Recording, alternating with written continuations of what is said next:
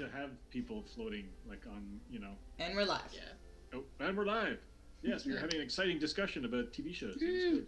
Hello, my name is Richard, and I am the game master of Hub, this role-playing game that the world of which we created, and now we are playing in. Loser. Who said that? Hey, yeah. Yeah, so I'm Richard. I have a Discord. No, I have a a Patreon at Richard Dufault. Is that what it is? Anyway, I have Patreon. It's pretty great. We'll probably post that in the chat or whatever. And I'm doing a stream.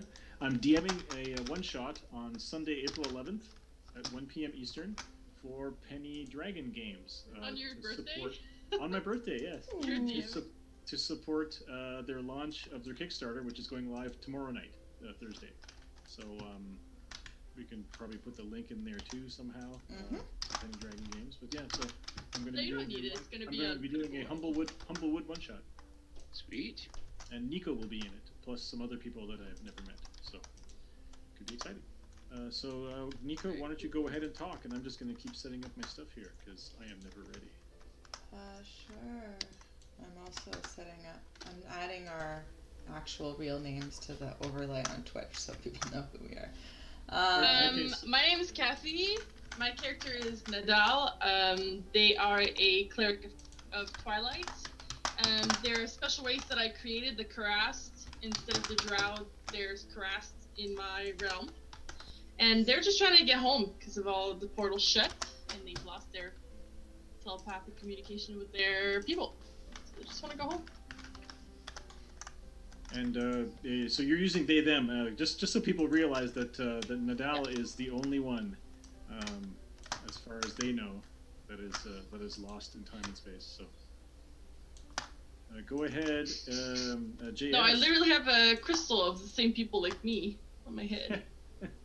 Oh, hey, JS Arquin. I'm playing Aiden, who is a air genasi, which means a half djinn druid who specializes in elemental air magic. I am Nico. I play Jackie, who is a ranger with a penchant for shooting bad guys, and she's got an awesome little buddy crab who helps her out in battle, and she is seeking revenge and justice for those who have been mistreated by the big baddies. And I think last episode, Jackie suggested that you guys send her lovely crab into a bustling kitchen to spy on the people that were in there. So that didn't happen. It might still happen tonight. So. Oh my God, Richard! I just now noticed the cover photo in the game of like the Senate chambers with all the dead bodies all over the place. That's freaking fantastic. Oh yeah, so don't you look at the recaps? It's in there, man. The photo. Yeah, so, thank you.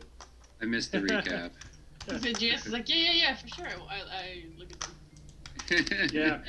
I wish I had the gift of animation because I would love to do a slow zoom out from Salome, and have that song playing from from Snatch when Brad Pitt knocks the guy out by accident.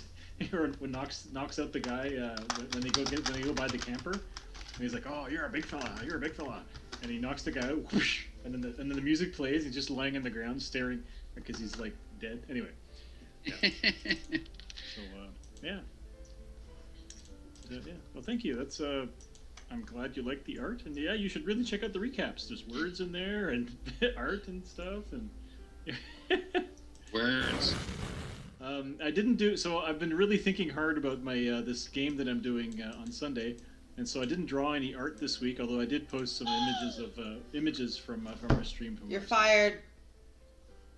Well, you also have to merge us into a campaign that already exists for tomorrow. So you've got a lot on your plate. I know, and I didn't do that either. I've been on holidays this week, and I've just been I'm watching Legion. Maybe we take the day off then. Ooh, Legion, that's such a great show. I can't believe I didn't watch this until now. It's such a mind fuck. It's wonderful. Because it's based on a comic book, right? Yeah. It's based on. Or you have the comic book. I have it right here. Yes, it's based on a New Mutants comic book. So in the comics, the character. This is the beginning here with the psychic, his psychic breakup of his brain, whatever. Yeah, and here's like the multiple personalities, and that's Legion, man. Right. What's it on? It's on FX. So in Canada you can't get it. So I just bought it on YouTube. So I paid like $40 for 2 seasons. Oh wow. So the larger woman there, that's Shankoi Man. She's one of the New Mutants. She's Korean. Her superpower is to possess people and take over their bodies. And she became Farouk's #1 slave in the comics. And she was gone. Her character disappeared for like 2 years. While she had been kidnapped by Farouk, and the mutants had to try to get her back. And so Farouk is this bad guy, who's like a mental puppet master. But in the comics, the Legion guy, played by Dan Stevens, which is so awesome, he's the son of Charles Xavier, Professor X, and his superpower is he has the power to modify reality. It's terrifying. So. He can make anything happen, and it's just weird, crazy shit. And so anyway, Legion, very cool show. Super cool show. Like it's just visually, it's amazing. It's just beautifully filmed. Oh, I know the style. Yeah, stylistically, yeah. The acting is really good. The writing is good. It's good. I like Dan Stevens. I like it when he creates an alternate personality to be his rational mind. He's got the original British accent. It's like, are you speaking in a British accent? Yes, I am your rational mind. And then he tries to speak with a British accent. It's like, is that a British accent? Anyway, pretty good. Sorry. Okay, so here we are. We can do. Or people, is anyone watching this? And we're kind of hoping that people won't start watching it only 2 hours into the stream. Only to inform us that Nico is silent. Yeah, so if anyone's watching, can you hear me? I'm just going to unmute it so I can hear it. Did you go and watch it back? Was she muted and silent for the whole video? The first 2 hours, she's just going. No way. So I'm just like reacting to what she said, and we're all reacting to what she said. Nobody do anything. And then as soon as like one person logged on to to make a comment, it's like can't hear Nico. And then Nico had a mental breakdown. So yeah. Massive. But I think it's working now. And so that's why when I couldn't hear you tonight, I thought, oh, here we go again. Nico, the queen of tech problems, whatever. Bullshit. It was me. So. Yeah. Gotta mind your manners. Yeah. So I just want to touch base. We're all still having fun. This is good. We're having a good time. So I want to make sure even we're on stream, so feel free to be honest. I mean, I guess it's fine, yeah. It's just whatever. It's fine. Okay, sure. Yeah. Good. Okay. Better than a visit to the proctologist, I'll tell you that. What was that in there? Danny DeVito was making proctologist jokes in the Kaminsky Method, which is a TV show. Oh, I watched that one too. That was good. Yeah, where DeVito plays the proctologist that what's his name goes to see. He's making proctology jokes while he's right. Yeah. Doing yeah. Anyway, yeah. Okay, so all right, so let's just do a quick recap. And you're doing something important that just embarrassed you. Playing D&D. Oh yeah. being streamed on the internet. You're supposed to stream. Yeah, for like like one viewer. So we're not the ones being embarrassed. It's other people who are embarrassed. Like one viewer. So I posted, and actually, you know what? I don't know if I had posted that image. Yes, I had posted it. If you go to the hub, group, JS, you'll see that really cool image is, it's the page header. So. Anyway. I don't think JS even knows they did. I know I see it. And I made a 3D image of dice too, which is I didn't know my phone could do that. It's cool. Okay. I saw that one. I did see that one. Yeah. Yeah, I know. It says I didn't post the recap until this afternoon. Like I just went through and Yeah, so last week I tried to do an info dump on you guys from your employer / villain, and you guys are like, fuck it, we don't care. And I was like, oh, okay. Let's move on then. The following night, Thursday night, I tried to do a big info dump from the God of Death. You know, and they're like, yeah, we don't want to hear what you have to say. And the God of Death's like, really? No, so, anyway, yeah. Yeah. Sorry, go ahead.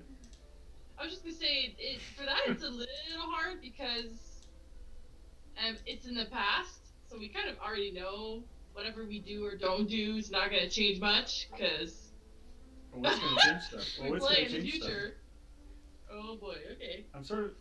It just, yeah. Anyway, the outcome of that other game was basically going to be. I don't see how it could have come out any other way. So I don't know. And it's hundreds of years. Killed the whole planet. Yeah, but there's hundreds of years for everything to come back, right? So I don't know. Could have been. That's true. Yeah, you guys could have picked. You guys could have picked to choose the. All right. Anyway, so last week, so after the Battle of City Hall,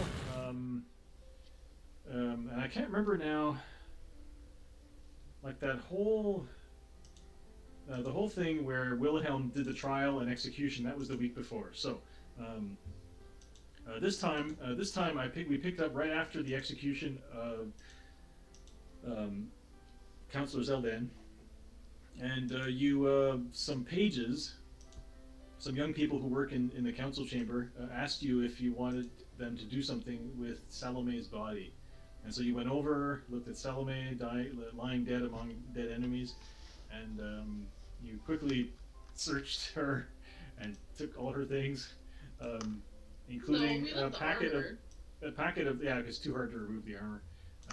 You found a packet of letters that she had on her, from her children, Sala and Domus, and some mail that was to go to them that hadn't been sent yet, addressed to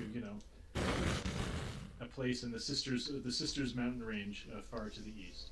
So, and it seems like she was sending money to them on a monthly basis. And so you were kind of wondering what would happen to them. Wilhelm was already gone. He left. He didn't seem to care. He didn't seem to care at all about Salome, and he just left. Or something. He said something like, this is the bargain that she made, and she, she filled her. She did her end, and the bargain is done. And so you arranged to have her. To have Salome's body delivered to the ship, and you sent her. You paid a small amount of money to hire a funeral barge, one of those small flammable funeral barges. Sent her off into the harbor. A wind picked up and carried her out to the sea, and then the barge burned and sank beneath the waves, and so she had a sailor's funeral. You don't know what the you don't know what the ritual is for her people. Snack drawer. Someday I'm gonna take a video, and it's gonna be of your. I'm gonna like, here's his desk. There's 3 drawers. One entire drawer is for snacks. I love being like a witness to this. Yeah,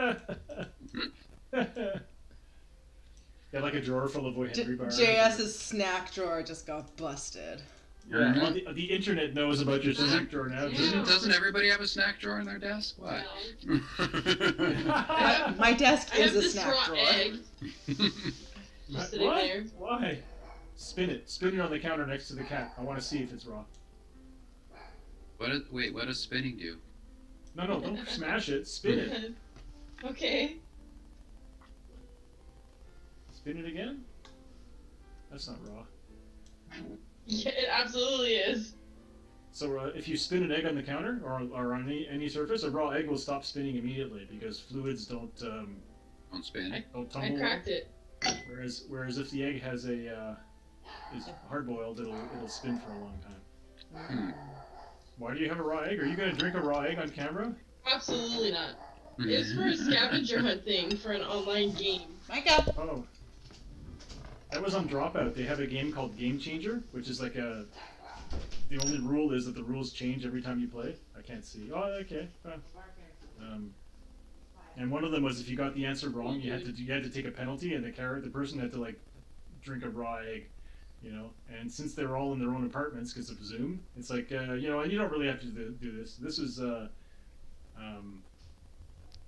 somebody from Dimension 20. What's their name? Ellie?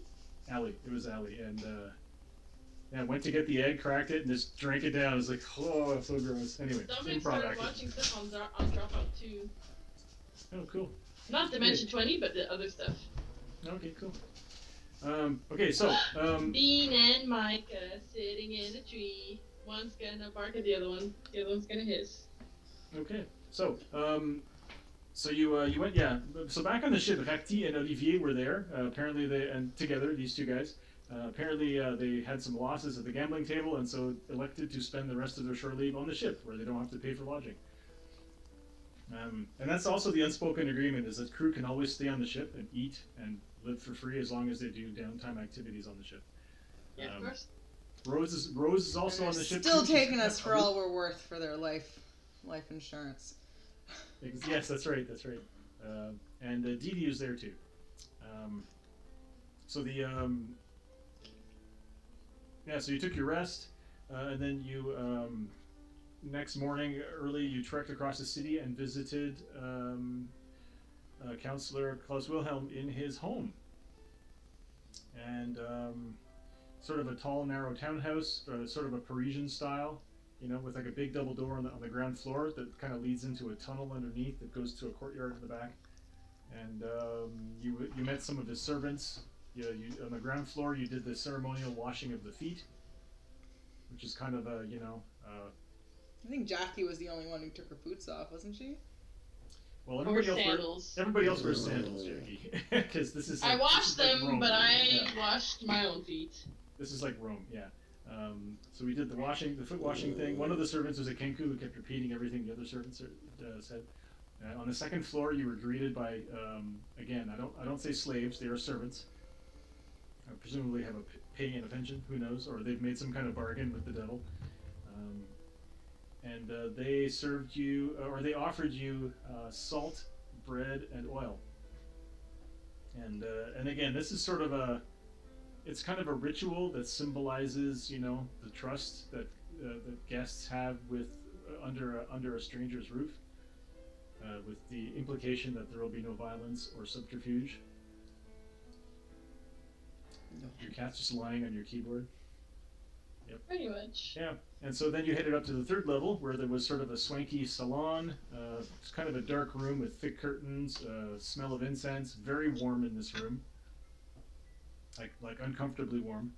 And yeah, Klaus Wilhelm was there, and he just seemed ready to answer any questions that you had, of which you had few at first. He informed you. Yeah, that's right. Aiden was like, "Why are we here, Wilhelm? Why are we here? You asked us here, you know." And so Wilhelm's like, Because he was like, "Do you have any questions? Do you have any questions?" I just want to give you some. I want to give you some exposition. Yeah. I want to turn into Littlefinger from the Game of Thrones TV show. He's just the master of exposition and of coin, apparently. And also and all of his exposition happens while women are, you know, having sex in the background because it's HBO. Yep. Yeah. So so Aiden's kind of like, we came here because you asked us. We just want to keep going, kill Greenshell, kill Catabatic. Can you help us with that? Wilhelm's like, yes. You want to end all slavery. So he informed you guys, or maybe you knew already, that Greenshell, as a reaction to what happened at City Hall, was throwing a party tonight to try to rally, you know, the opposition to the bill, because the bill is currently lying. Has not the vote wasn't counted, and so the bill is still sort of tabled but not settled. And so he's trying to rally support among these councilors to try to get this bill, which would outlaw slavery in this town, to be defeated. And so so he's inviting a bunch of people. He's going to have a party at his house in the Overlook Ward. And so he says you should go to that and maybe kill him. And so And so Nadal kind of like, as a non sequitur, said, "Did you care that Salome died? You know, and now that Salome's dead, did you know Salome had kids? You know, and now that Salome's dead, do you care? And you know, I like, said, did you know she had kids? Because I wanted to know if they were gonna be okay. Yeah, yeah. And so Wilhelm said, I cared that I had to replace her. Rest assured, we had an agreement. Her family will be cared for. So. Replaced by an idiot. Yes, that's right. You met. Hang on. What's his name? What's his fucking name? Kronk? Igor? Maxar. Maxar with two X's. Maxar is like the tall, whitest man with a beard and a man bun, in heavy armor, grasping a great sword. Basically saying, I heard what you done at City Hall yesterday. If it was me there, I would have done a better job than she did, Salome. But wouldn't have got killed is what I mean. So he doesn't seem too smart, and he seems a little, I guess he's ready for action. And I mean, this is like literally, 10 hours after his previous bodyguard died. So he must have like a whole list of people ready to serve him. So Nadal basically asked about, Salome's kids. Jackie, and I'm surmising here because I couldn't hear what Nico was saying in the recap, said, what do you know about the Red Lady? And so Wilhelm looked at her and said, you have her look, that's for certain. Is she alive? Yes. Is she master of the Sky Dreadnought Phoenix? Yes. The Phoenix, I guess you could say, rose from the ashes. Ever since last year, the Phoenix was partially destroyed in some kind of a terrorist or some kind of a bombing. Somebody placed a rather large bomb in her hold and tried to detonate her stores of cannonball powder. But word has it that the Phoenix flies again. Is she in this realm right now? No. All signs point to communication between her and her servants in this realm, but not her physical presence. The timing seems odd, but there are not very many flying ships in this realm right now. It's almost like it's very strange. Anyway, so I'm paraphrasing here. So Jackie kind of says, we saw you yesterday, Wilhelm. We have issues of trust. You said you wanted to end slavery and to reopen the gates. But you come from a place made of slavery, don't you? And so Wilhelm shows his hands to you at this point. As a half-elf, his hands look normal. He said, and this is a distinction that you guys pretty much all clicked on it. He says, I said I wanted to end all slavery in this place. I said I wanted to reopen the portals. In fact, reopening the portals is my number one goal. But I'm also very interested in ending slavery in this place. These things are absolutely true. I thrive in this place of bureaucracy, treachery, alliances, pacts and bargains. Truly, city governments were invented here but perfected in hell. I believe in the rule of law and the obedience of the little people. I believe in enforcing the consequence of wicked behavior.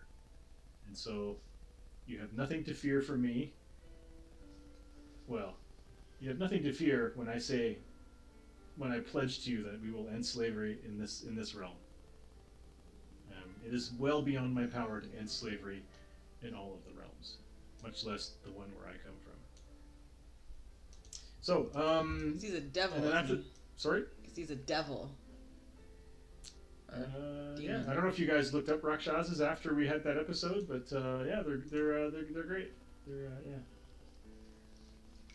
And I don't use alignment very much in Dungeons and Dragons because I think it's kind of like it's a straitjacket and a crutch. I feel it's better to play your character and then you could decide what your alignment is after you know. Is it a straitjacket or a clutch or a crutch, Richard? You're mixing your metaphors. It could be. We're gonna start judging people who's alignment. Oh. Because if you're lawful good, it's a straitjacket if you want to do something that's not lawful good.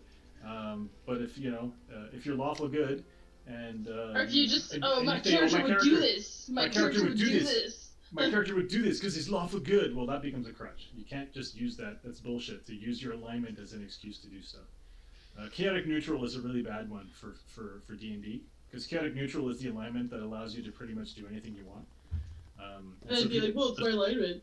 like people would be like stabbing shopkeepers. I stabbed the shopkeeper. Why? My lineman. I'm allowed to do anything I want. Okay.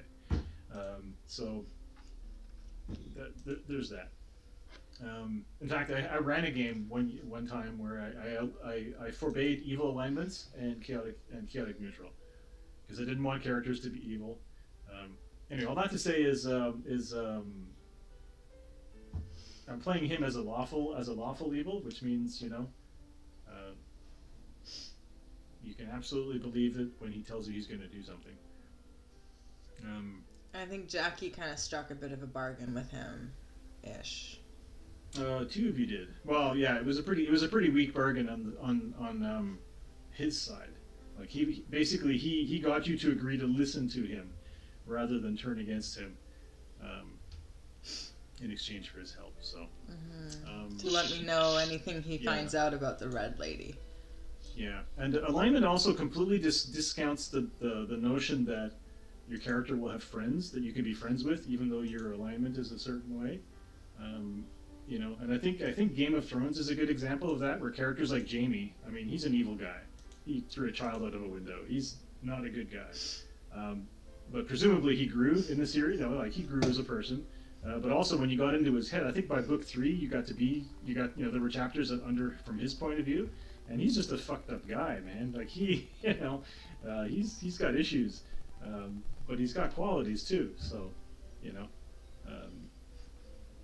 your alignment isn't the be all end all of what your character is like. Yeah. So you left Wilhelm's warm place, went back to your boat, and you had like a montage of preparations. Smokey was summoned with the brazier and the smoke and the incense. Jackie. This actually happened later, but I put it in this montage as Jackie asked Cog if they could borrow some more of his smoke bombs, and Cog's like, "Look, I made these spigot mortar bombs for your pistols. You just jam them down the barrel, and when you shoot, they go flying out and they explode. Very safe." And he said, "I don't require payment. Just tell me what happens when you shoot it, and let me know what happened if you survive." So, very safe. A thing that shoots bombs. It just goes up to the short range of your pistols, which is 80 feet.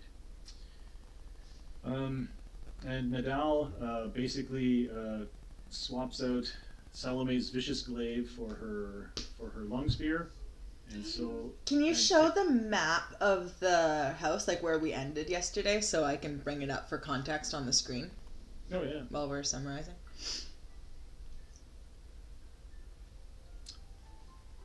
That's one thing I wish Roll20 would let players sort of, or if the tabletop surface, I can't find the map. Where is it? Well, yeah, like on this page, I can move stuff around. So if you just add like an image on that, I could always. Well, that's right. Ideally, I'd like to just make one giant splash page, with like almost like a D&D table with stuff all over it, and then in the middle of the map you would have a space where you would just drag the maps onto, so that you never leave that page. Problem though is when you're doing darkened areas and stuff like that, and you can set music to different pages, you can change the scale and stuff like that. So I brought it to that page. Is that okay? Yep, perfect. Okay. Continue. So you did all that stuff, and then off you went to Greenshell Manor. So this took place. You went there in the early afternoon. Kind of like in the afternoon during daylight, you were sneaking around back alleys in sort of a nice, slightly countrified area, with wide avenues and walled estates, with lanes behind them, sort of where servants would go. And while Nadal and Jackie kind of hung out next to some bushes, trying to look inconspicuous in their heavy cloaks on a warm Mediterranean day. Aiden flew above the house and landed on the roof in order to maintain contact with Smokey, so he wouldn't be too far. And then Smokey went into the house, scouted pretty much the whole house, so Greenshell wasn't there. There were servants in the house, cleaning up, putting away things like preparatory for a party, like all the trinkets and stuff that you don't want people to like touch and steal. They were, taking white cloth off unused furniture. They were, the kitchens were bustling, full of people preparing food. Eventually, the master bedroom looked like it had been ransacked by someone who was packing up to leave. And so, and also I didn't put this in the notes because I didn't remember it till later. Smokey found a book. There was a book lying in the ground that had a cutout big enough for like a small jewelry box. So clearly there was a book here that had something hidden in it, and so Greenshell or whoever it was took whatever was in that book with them.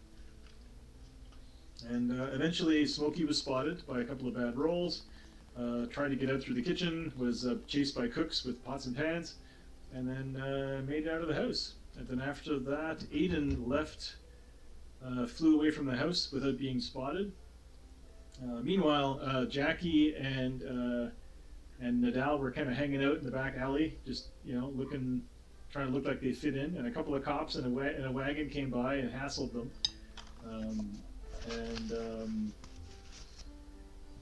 Jackie, eventually the cops were like, Jackie kind of mouthed off to the cops. The cops were like, "I'm going to arrest you." And then Jackie kind of like showed them her pistols and then made like a natural 20 roll to persuade or intimidate. And they were like, "Oh, white people with guns, we're on your side."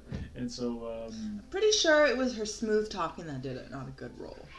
Yeah, sure. She brought out, she pulled out all the stops. It's like, yeah, you pull a gun on a cop and see what happens to you. Anyway.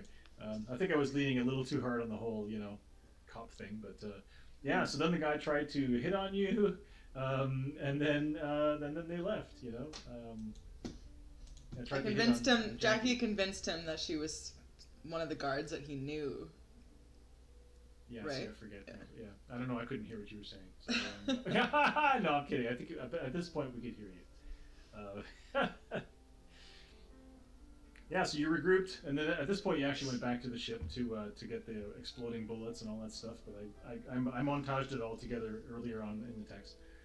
So you came back later on at night. I can't remember if you waited until late enough for the party to be in full swing. I feel like you came back after dark, but before all the guests arrived. I feel like it was still early. I think, yeah. Like only like the uncouth or the the guests that aren't used to public life, Like when someone says there's a party at 7, and so you show up at 7, and there's nobody there, and it's awkward because you're there, and the host is there, and you're just a young guy, and you didn't bring any booze, and it's embarrassing. It never happened to me. Sounds like you don't know what BYOB means. Yeah, that's right. And you're not dressed, you don't really fit in. Yeah, anyway, it's just it happens. So so you went back. And Aiden tried to go back to the rooftop again, but very quickly realized there were a couple of guards on the rooftop. I guess somehow they must have figured out, or they posted guards on the roof after Smokey was detected before because he's a magical beast. And so they fired a couple crossbow bolts at him, and he flew away. And so, like, the alarm was raised. A couple of guards left the compound and went up the alley. And so while Jackie was making up a complicated plan to... I feel that the plan was to, like, somehow pretend to be Anyway, it was a complicated plan. Well, by the time Jackie explained that, Nadal just put both of them to sleep. And then you had a long argument about murdering them or not. And I can't remember if you murdered them or not. I just basically put red X's on their bodies and put them in the bushes. I'm pretty sure we did. Yeah. Yeah, because Aiden was like, they work for slavers, so killed them all. Yeah, and you took their cloaks and costume bits, and then Jackie just kind of strolled in the back gate and pretended to be one of the guards. In fact, got hassled by one of the guards who was like, "Hey, you, I think you thought your name was." Oh, it's sorry, I got this mixed up with what you were saying before with the cops. This was when Jackie smooth talked the guys into believing she was the other guard. He called you Nuala. He says, "So Nuala, you still up for it? I'm off, at 2 a.m." And Jackie was like, "Jesus. Can't even not get hit on by enemy guards." Bullshit. That's right. Jackie was about to whistle to. No, that's right. Jackie ran into this guy, and Jackie was like, "Well, there was they caught a creature inside the house. You think we're going to be getting off at 2 a.m.? You're crazy. And then Jackie saw the well with the light coming out of it. Briefly thought about chucking her crab down the well to examine that. Crab's like, snip, snip, snip. And then went back to alert the others. And that's when the guy came back out again. And he's like, come on, man, it's bullshit. You're giving me the cold shoulder. And then you said something about a rain check. And then he was like, yeah. And then that was the end of that relationship. And so he left. And then you guys went back into the yard. And then Aiden sent... Because I see Aiden's figurine is outside the wall here, not far from the well, so... Yeah, I was standing outside the wall to send Smokey down the well. Yeah, so Smokey went down the well. Mm-hmm. And must have triggered an alarm, because as soon as Smokey came out of the passageway that leads into the basement of the house, there were a couple of guys there. And one of the guys turned and looked straight at Smokey. Yeah. So that's where we are now. That's where we are. Just don't know where Smokey's... Oh, here. No, I don't know where Smokey's figurine is. It's not there. Oh, I think it's still in the house, in the second floor. No. Maybe it got deleted. Okay, I'm just gonna go get Smokey. I'll be right back.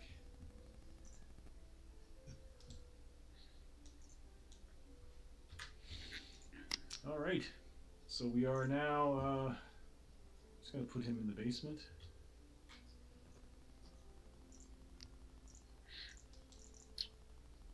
It is Smokey. He is there. All right. So, sorry, go ahead. I was just saying, so you said that the two creatures are a gnoll and some kind of lizard man looking thing, and then that there's magic, that thing over to the side is some kind of magic thing, that pink thing?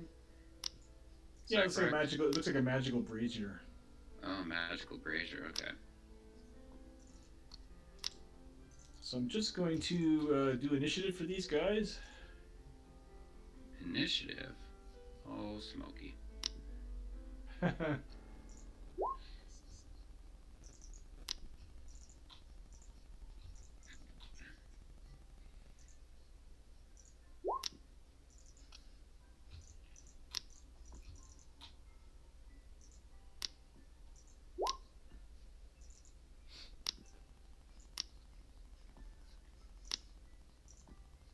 That's not the right name. Shit, hang on.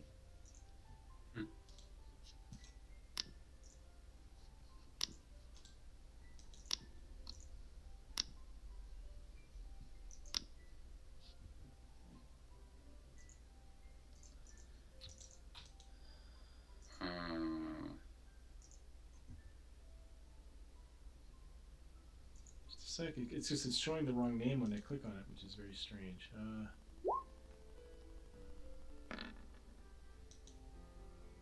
Okay, well, that's it. You can't see the names anyway, right? Only Zelda. Yeah. So why does it say? Because I had originally made this character be Zeldan, but then I realized Zeldan. But then I decided that Zeldan and Cool were two different people, and then so. Why does it show his name? It's not showing anywhere on this sheet. Cool green shell, armor type.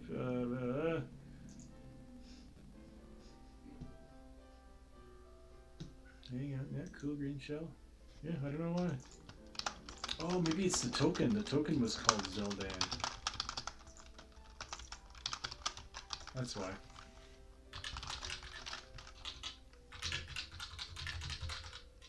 That's what it was. I had originally created this token for Zeldan, but then I used it for... Anyway.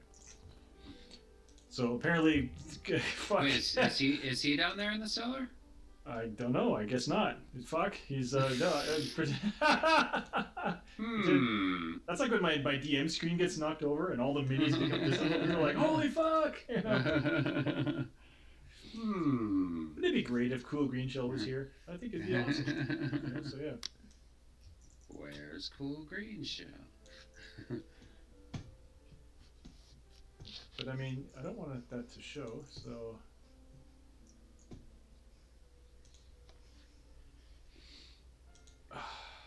Okay, well, we'll just leave that then. Okay, so we're just going to do descending. I swear to God, I feel like I'm getting a massage because of this music.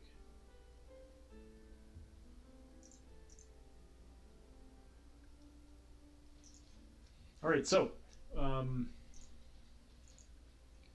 here we are. All right, so yeah, so the lizard man kind of like nods towards the door, and then the gnoll is out of his chair in a flash of a moment. God damn it! Hang on, there he is. And he's going to make a perception check because he hasn't. Because your guy managed to be pretty stealthy. Apparently, there's another reason why they realized he was there. So I'm going to give him perception with advantage. You want to make? Do you remember the stealth roll that? It was trash. I'm pretty sure. Stealth roll for Smokey? It was 23. I think 23 was it? Yeah, it was because he had advantage, right? And Yeah, the wisdom check was for Aiden to notice why they turned their heads at that. Yeah. Anyway. Oh, there was a pretty bad stealth roll and trying to get to the roof. I think earlier. That's what I was thinking. Sorry, never mind. Or something. Yeah. But definitely they spotted him going to the roof and then took he shot at, and then yeah. So. Yeah, so he doesn't see Smokey, but he kind of leaps up.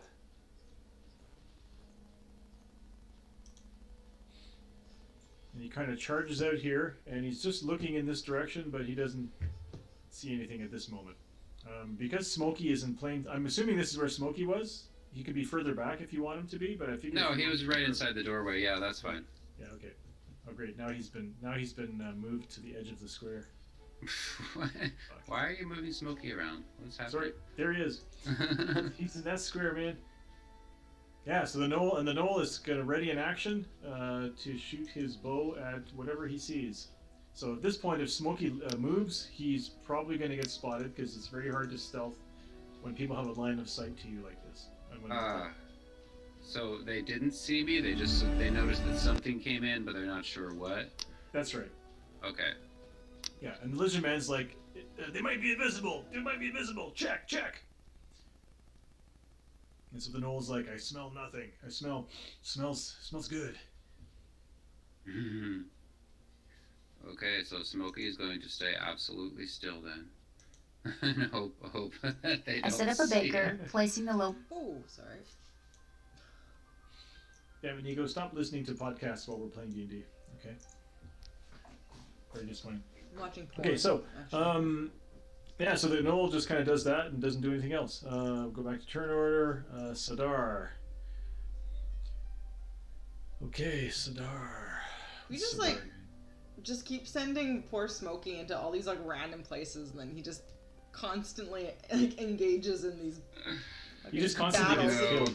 Everyone else is like, I don't know what's going on. I'm in another room. Yeah, poor Smokey. I feel like Smokey needs to like be allowed to level up or gain some fancy experience, something.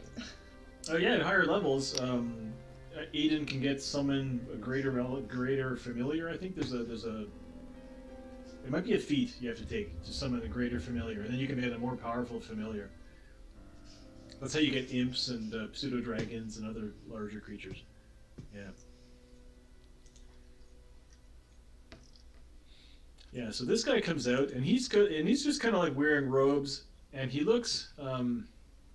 So Aiden, make a history check with advantage, because again, this looks like something you probably would know about from your culture.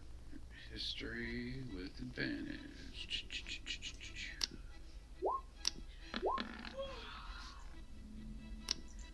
No, 10. The advantage did not do me much.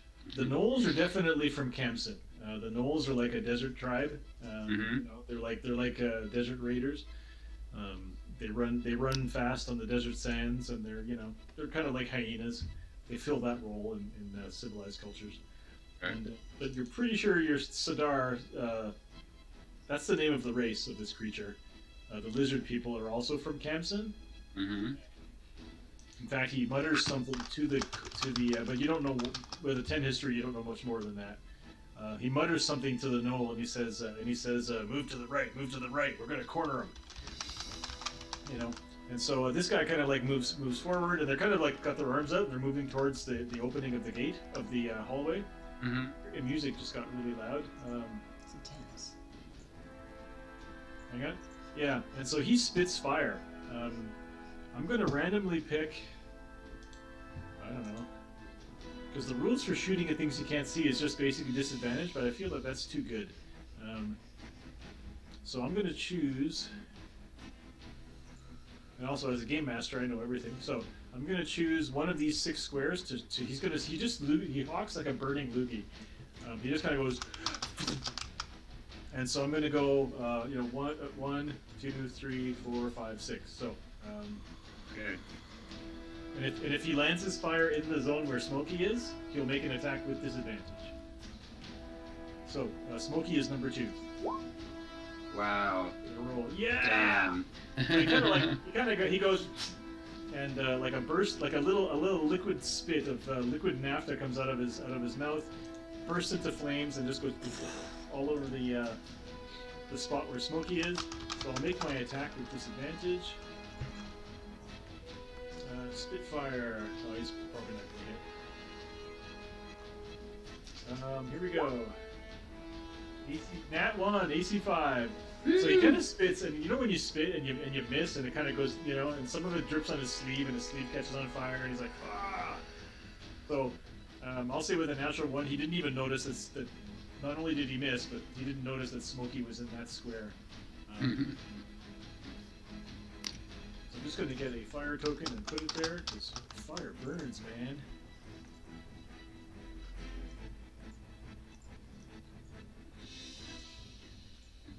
Oh, Jesus.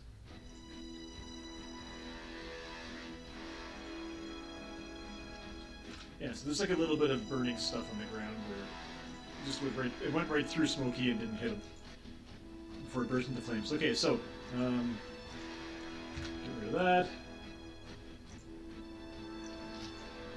That's good. I feel like the heat and the smoke will help to camouflage Smokey even more. Yeah, that's right. You can blend into the smoke. Yeah. All right, Smokey's turn. What does he want to do? Oh, do you guys want to roll it as well, or do you want to wait until Smokey gets killed or escapes? Smokey's doing nothing. He's just hiding. He's going to stay there and try to blend in. Okay. So we'll make your height check again then, still with advantage. You can't get more than advantage, so. Mm-hmm.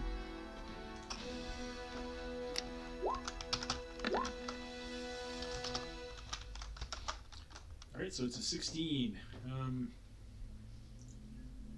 So I'm gonna add.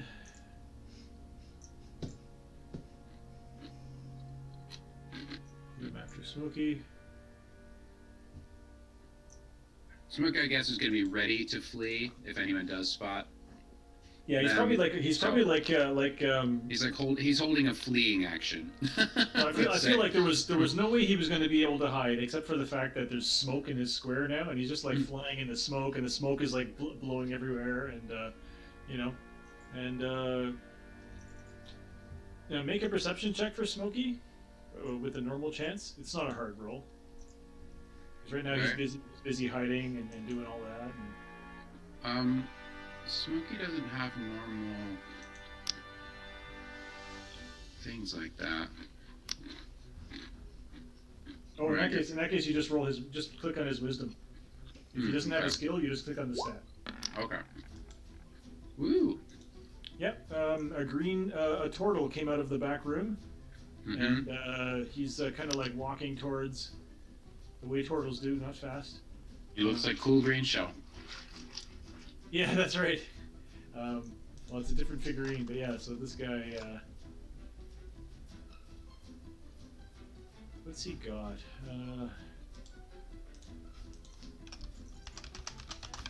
Well, he's just gonna move,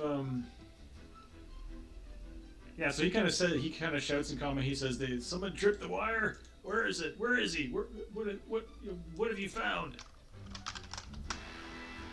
And so the gnoll turns around and says, "Boss, I don't know. With the alarm, the wire got tripped, but didn't see what it was, and we can't see anyone. We don't know what it is. Maybe they're invisible. Yeah. So, if only this guy had he can't do anything. Yeah.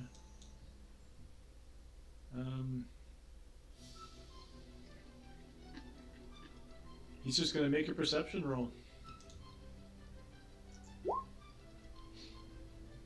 Perception 18. He's like, you fools! He's right there! He's hiding in the smoke! Smokey flees! Okay, yeah, because he was triggering to flee. However, the gnoll was holding his action to shoot an arrow, so he will shoot an arrow. Do I get disadvantage to hit? I can't remember now. Yes, because you're D-solid, I get disadvantage to hit you. He's like, oh, there it is! And well, especially since he still hasn't spotted you, so disadvantage no matter what. So, holy fuck. What the fuck? So AC 22, and you take 2 piercing damage. Smokey dies. Pretty sure Smokey has 3 hit points. I don't think he does. I think he only had 2. The last time you summoned him, he might have had. Oh, you're right. He had 2 hit points the time before. Well, it was because it's 1d4 minus 1, so I believe I rolled a 3, but it was minus 1, so he only had 2. Yes. Well, I'm sorry, but the gnoll hunter fires his bow, and the arrow strikes Smokey. God damn it! Another Smokey bites the dust. Yeah, and so you don't hear them talking about what happened afterwards. All right, that's okay. I snap back to myself, and I tell. I'm guessing that Nadal is next to me. I'm not sure where. Is Jackie with me? Are we all together? Yeah, so I'll put Nadal. Yeah, Nadal would probably. You would have both moved up when Jackie called you guys. Yeah. Anyway, I'll tell Nadal. Cool Green Shell is down the well with a couple other guys. They just got Smokey. There's an underground room down there. I say we go get him. The guards, there seems to be like a lot of noise coming from the house, you know. Can I just shoot my gun down there with Like the 20 exploding seconds. bullets? Well, I mean, there's a passage. You can't shoot straight down the well. I mean, if it's a bomb. It's not like proton torpedoes where they go down the shaft and then blow up the Death Star. There's a path that leads all the way to the house, which is much further than the radius of your explosion. I just want to get the guys down there. Yeah. You still see light down there, but like I said, you do hear like a hue and cry coming from the house. So what would you like to do? Well, presumably people in the basement have alerted the guards above. Oh. Sorry, am I aware of all this, or is Jackie still doing the rounds as a... Well, you probably stayed close to the well when all of this went down, and so I'm gonna put...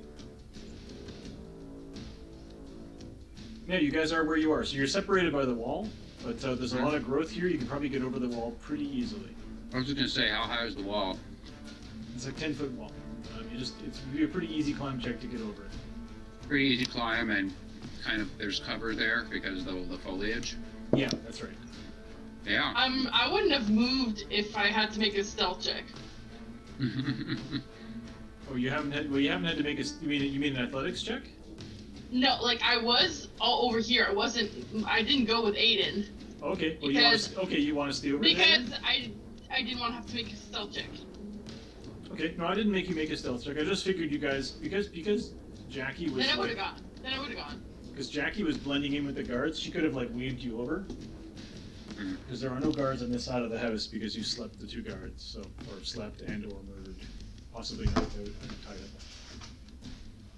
All right, Nadal. I say we slip over this wall and try to get down that well. What do you think? Yes, so. Sorry, it's because I'm eating supper. Yeah, sorry. All right. I shall ask you to roll for initiative. Never mind then. And it's trash, but I gave myself advantage, right? I didn't give it to anybody else. I don't know. Much better. Woo! Look at that. Do I roll? Yes, you do.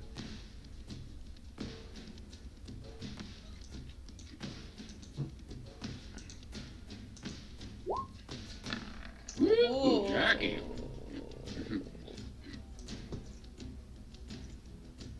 Jackie decides she likes the simple life of a guard and starts like stabbing at us. They're over here! They're over here! I mean, you get a good paycheck, get benefits, you know. After 2 years of service, you get free university. It's really great.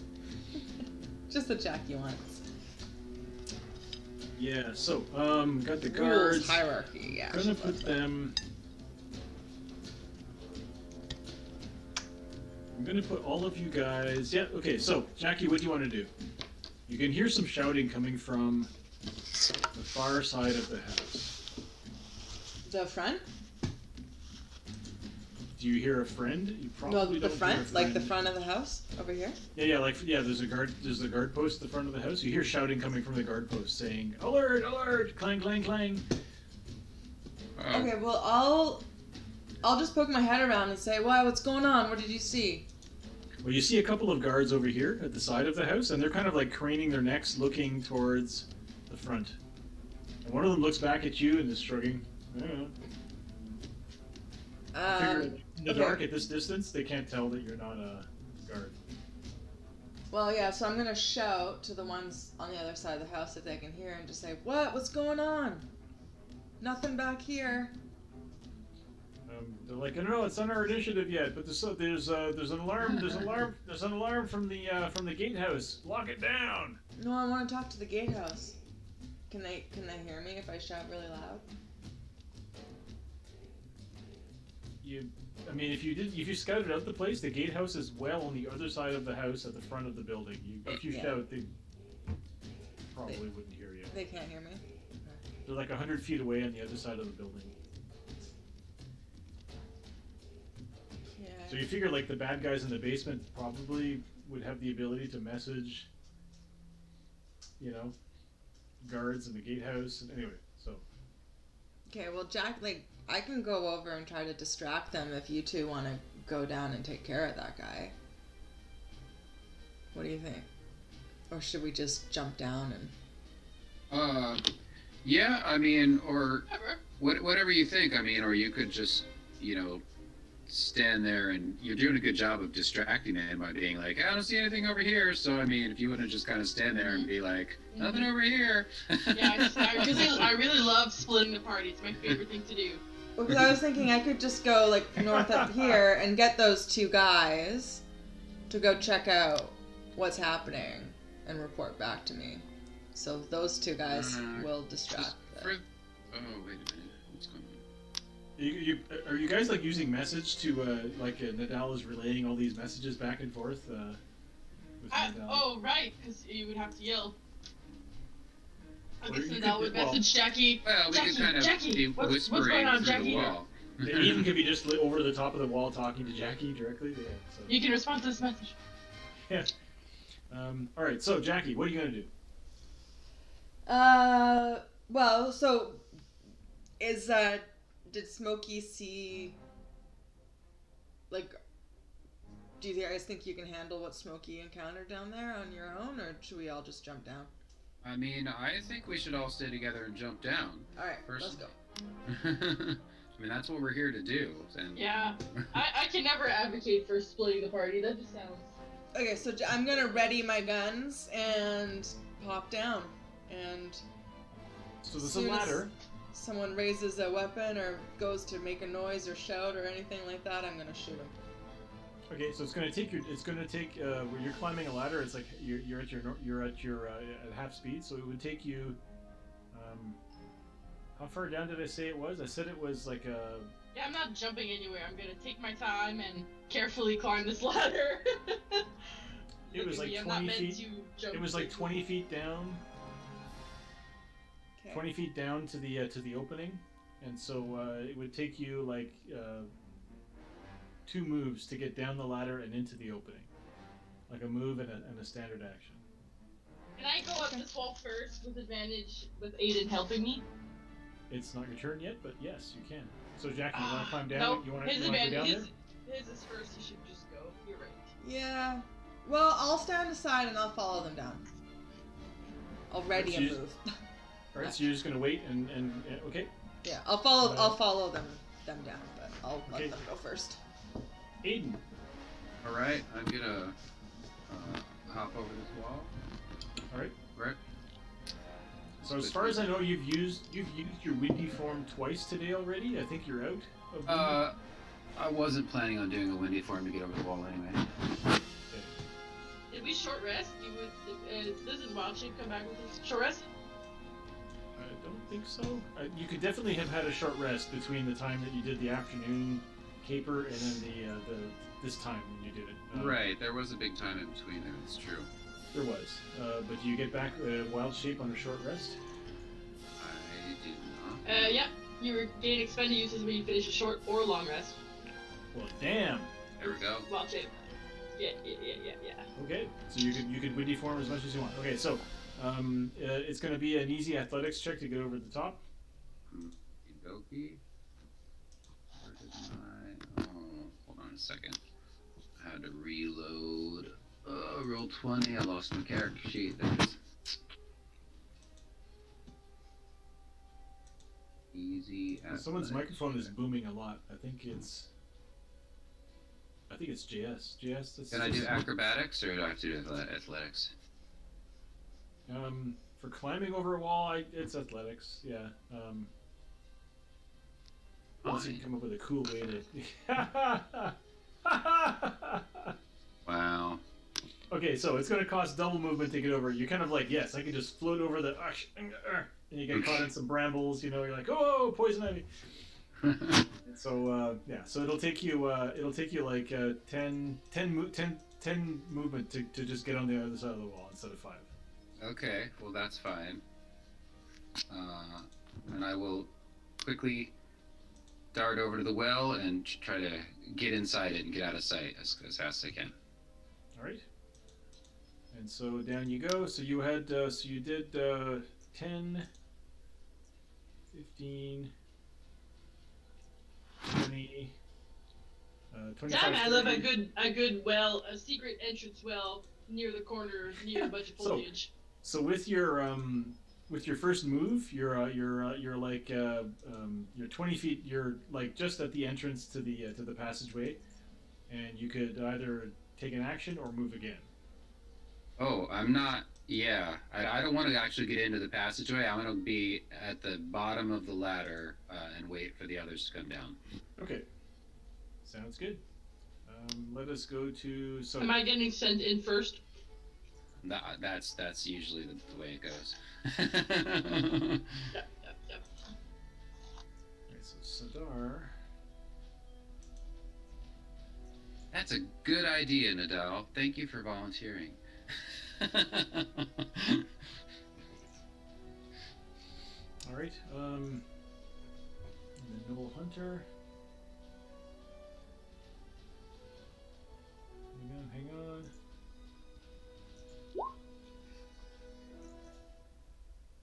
So he is going to.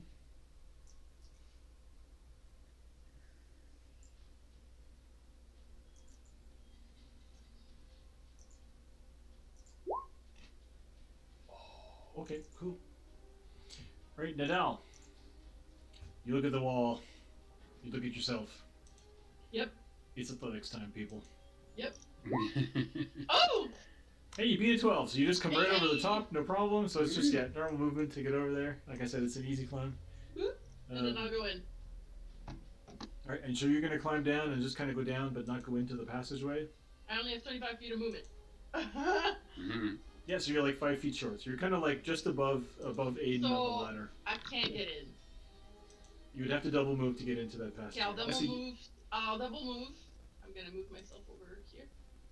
Oh shit, they're right fucking there! Oh well. I'm gonna go right there, and then I'm gonna use my bonus to get my shield out. Okay, so as soon as you enter that square, he was hidden, and he had a stealth of 24. So you're kind of like, all right, you kind of go into, you kind of like, climb down the ladder. Aiden kind of moves aside, clinging to the rocks, and you kind of go down, and just kind of like swing into the entrance and crouch. It's a low passageway. and you're glowing softly. You can see in the darkness, and you don't realize that there. Well, actually, your passive perception is probably not a 24. No. So next thing you know, you're being attacked by a gnoll. But I have my shield up in time? I would say no, because as soon as you enter that square, Damn. so you're just about to get your shield up, and then he kind of goes, "Yarg!" He is gonna bite you. And in your surprise, you scream out, "No!" Yeah. Sucks. And I'm going to give him advantage because he did not perceive. So yeah, so the first thing you know is you hear like a feral growl, a foul stench, and AC 14. Jesus. And he sneak attacks you for 4 extra damage, not hitting anyway. So he just bites your crystalline elbow. What the? Woo! And you kind of go. your shield like fills the hallway. I'm gonna say make a dexterity saving throw. Okay. Because the other guy was waiting also, and he was gonna throw a fire thing at you, but I feel like he's. Sheesh.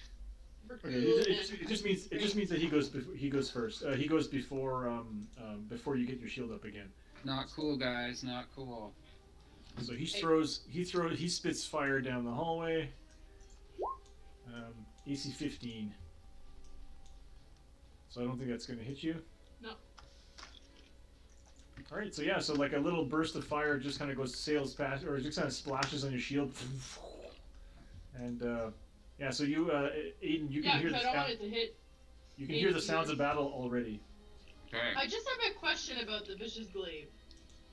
Yes. Is that when I roll a nat 20, or when it's a 20 or more rolled with the modifiers? It's a nat 20. Okay, I understand. So that if you look at the weapon, there should be like a crit. The crit should be bigger. There should be something on there for on crit or something. I don't know. It takes an extra 2d6 when you roll a 20. That's right. It was just not clear if it was a natural 20 or if you could roll a 20 with the modifier. Yeah, and I think when you actually roll a nat 20 with that weapon, it'll automatically roll those extra dice for you. Okay, I'm gonna put it in anyway. So. Yeah. Okay, so the red guards. So there's still confusion. They're still shouting. Yeah. So you hear. So these two guys are talking to the guys in front. So Jackie, you're kind of looking at them, and they're both looking at the front, and they're like, say again, relay. What are you saying? The well. Yes, check. Hang on. This kind of guy kind of steps out of the bushes to get a good look at Jackie at the well, and he says, they said there's something happening at the well. What do you see? What they're asking you, Jackie? Do you see anything? They said a smoke creature went down the well. I'm gonna look down and then I'll throw a little rock down and say, no, it was just a squirrel or something like that. I think I didn't see anything moving around here. Right, why? What's going on the other side of the house there? Give me your acting roll with advantage, because you're an actor, right? That's your thing. Mm-hmm. What is that? It's charisma. So just. It's your actor. It would be persuasion. Oh, it'd be no. Isn't there a performance? Performance. Right. Sorry. Again, in previous editions, there was a skill for everything. There was a skill for actor. There was a skill for There really was a skill for everything. Yeah. So you have a 15. That's pretty good. I mean, I could check the guy's wisdom for deception, but I mean, it's dark. These guys aren't super keen on getting killed, but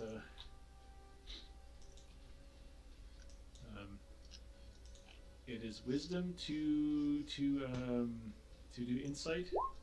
Yeah, he shrugs and he turns around and he says, "No, there's nothing at the well." What's her name? I forget. I had a name for your character that they thought your name was. It's like Nuella. Nuella says there's nothing at the well. Nuella says there's like a squirrel. There was a squirrel that went down. Not sure. All that to say is there's not much going on. These guys are going to come 30 feet. I'll hang around here though, just in case. I'll keep my eye on it. Go check out what's going on up front. I heard a commotion. Jackie is a master. Yeah, so they're kind of like spreading out, relaying information. These guys are going to be like, check the well.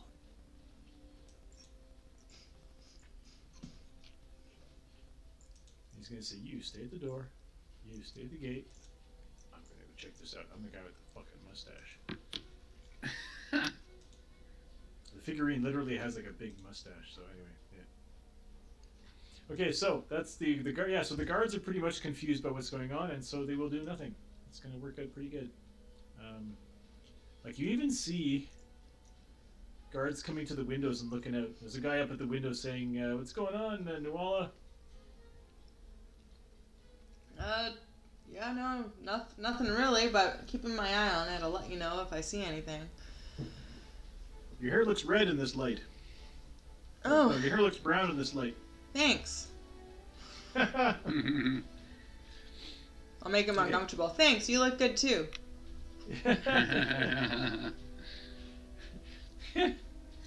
Speaking of uncomfortable, we started watching Superstore last night. Oh yeah. It's like every nightmare of working in retail just rushes back to you. Anyway, it's just yeah. I love Dina. She's so funny. Which one's Dina? The crazy security lady. Yeah. Yeah. Yeah, we had a Dina when I worked at Kmart. That was yeah. Anyway, crazy person who just wants to fight people. Yeah. Kmart. Kmart existed, man. I was an employee at Kmart. You just dated yourself. You could have said fucking Zellers. Yeah, Zellers pretty much dates you too, because I don't think you remember. We bought clothes for you at Zellers, but Zellers disappeared before you were grown-ups. We used to eat at Zellers. Yeah. I loved Zellers. So you don't know what Coon's doing? Yeah, Zellers is great. Did we really take you guys to eat at Zellers? Well, maybe with why? That's okay, Jackie. The little red plastic chairs. Yep. Yeah, our kitchen chairs, we got them at Zellers. Well, I'm gonna poke my head down and kind of whisper loudly, presuming it'll echo, being like, "What's going on?" to you guys. Can I see them down there? You can hear the sounds of pitched battle. You can hear like a grindstone, like. Like you see the glow of fire, like right at the edge, like a burst of flame. You know, like they're throwing fire bolts at. Yeah. Oh, it's just Nadal again. I'll send Bandit. I'll send Bandit down there to attack on my turn, and I'll keep watch. Okay. Bandit's not super like. Okay, how are we gonna? Imagine this is an anime film. How does Bandit get down a ladder? I was just gonna toss him. He's pretty big. Aiden, catch! Can someone catch him? Aiden, if you want to use your reaction, Aiden, to I could try to catch him. To make it. I do have a rope. I could tie a rope and lower him down. Like you pick up Bandit, and he's kind of going and you just throw him down the well. Yeah, make it a dexterity saving throw, Aiden. You look up and there's a crab plummeting towards you. Oh my gosh. He's about the size of a dinner plate right now. Poor Bandit.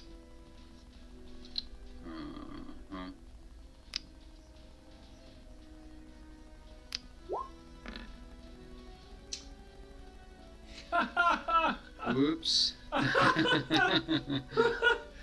Bandit gets an attack by Bandit flies down the well. It ricochets off the wall, bounces off your like your hand, and just spins, lands in the water like 10 feet below.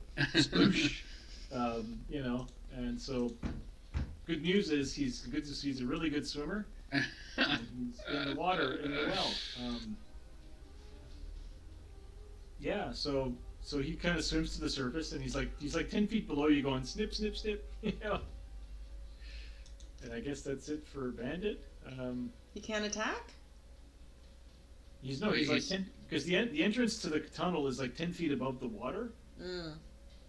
Well, because I tossed him down. That's 10 feet of movement. So I would say he's not a great climber, but you want to make an athletics check for him to somehow climb up a rocky wall. Which is Dex? Athletics is strength. Oh, strength. being charitable. No, you could Dex use the is same, so good. use the same die roll that you used for the dexterity check, which is a 16. 8. Oh, Nice. Give him a 17. Anyway, so sure he 17. climbed. I think he got tossed down, fell in the water, climbed up a rocky slope or a rocky hill with his pincers. You go, Bandit. I would say he's behind Nadal, but cannot attack this turn. Okay. You know, copy. I wish there were people in the chat to tell me to agree with me. So Ah, yeah. It'd be like me being a Quiet day today. I was gonna say sometimes we have a good amount of viewers today. We've only got the loyal ones. Let's see. Are there people? Oh, because I can't. Yeah, there's a few.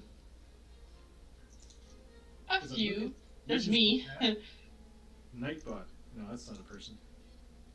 Oh yeah, there are people. Cool. Mm. There's a few. There's like lurks with 2 X's. That seems dark. Okay.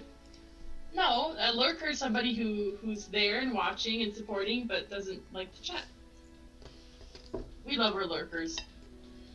See, I'm not elite. I don't understand. I'm not hip to be. You're not hip. Like I'm the one who thought that the book Ready Player One was cool. It was cool. I did like it. It was interesting. It was good. No, it was good. It was a good book. The book is written for people in my age group because of all the nostalgia. The movie adaptation was not great in my opinion. No, I agree. The book is way better. Yeah, because I like the movie because I like that I like the concept. No, I think the moment that I knew I was done with Star Wars was when his spaceship appears at the final battle, and it's Serenity, and I thought, yep. And in the movie, it was the Millennium Falcon, or was it the other way around? They switched it. Anyway, in the book, it was Serenity from Firefly, and I was like, oh, Serenity. I mean, that's the stock there. Fuck the Millennium Falcon. But yeah, so I mean, Mandalorian has kind of brought it back for me, but still, yeah. Okay, so Bandit is in the hallway. He's ready to fight. He's ready to go snip snip. And there you go, Aiden. Yeah. You're just All right. outside. I was It's a tight fit. Yeah, I will get down into the hallway there.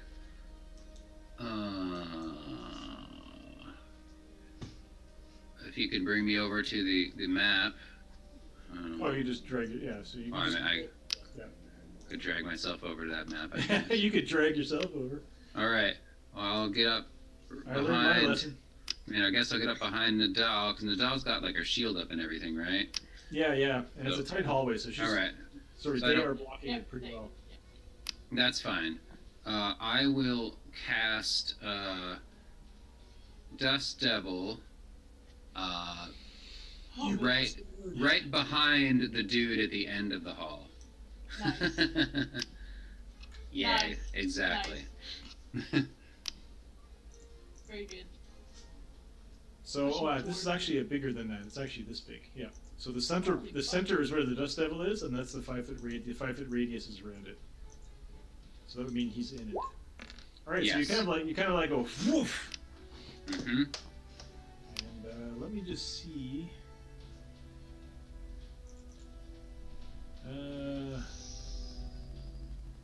Well, god damn it. Okay. All right. So you summon the thing. Does it immediately affect people in it? Yeah, it does. Yeah. Right? Mm-hmm. Okay. So it's going to be DC 14 strength save for Sadar. Damage, immunity, strength. 11. So Nope. you'll take 6 damage and get pushed. 10 feet down the hall. Alright, so it kind of goes, oh, whoops. Back. Oh hey. I should have my vicious glaive out. Oh, he kind of like falls down. Yeah, kind of like sprawls on his knees and gets up again. And he takes 6 damage. All right.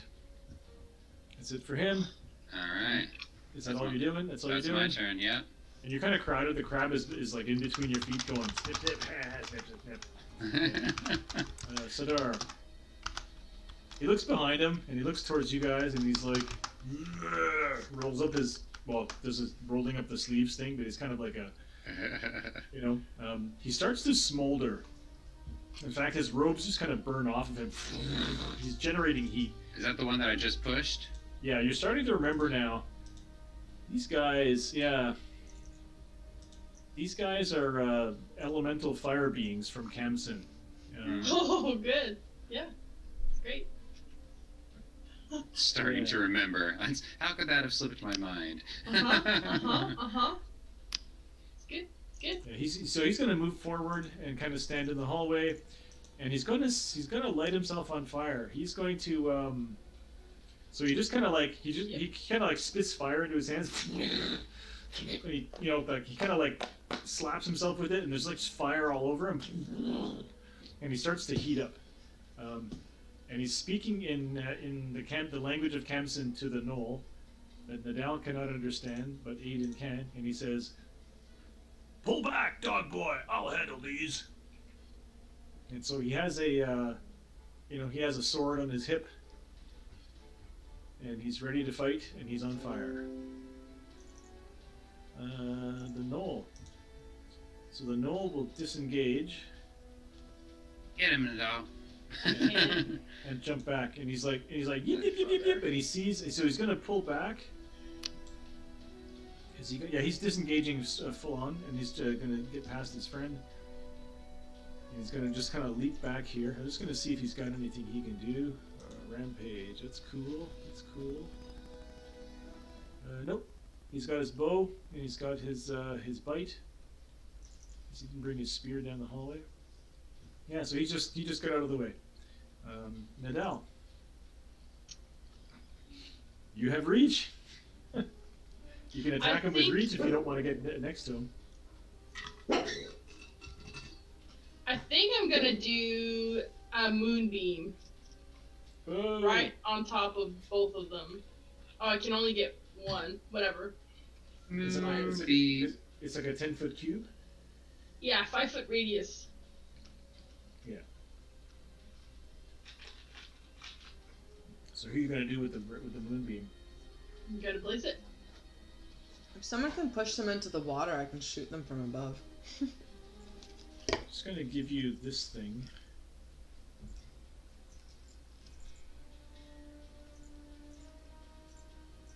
Five-foot radius. You can move that around if you want. Because I can't get both of them, eh? No. Nope. I will put it, I think, right here. Or should I put it right there? I'll put it right fucking there, right in front of me. Okay. No, I'll put it there. And I'll basically tell Bandit and, like, Aiden, like, don't go inside of it. Don't step inside it. What does it do? And then whenever a creature enters the stealth area for the first time on a turn, or starts its turn there, it's engulfed by ghostly flames, has to make a con save, and takes 2d10 radiant damage. Nice. And if it's a shape changer, it makes a saving throw with disadvantage. Alright, so that's it. So it doesn't do damage to him when you cast it, right? It'd just be when he starts his turn. On his turn, yeah. But, like, they can still take pot shots at him from here, you know? And I'll keep my guards.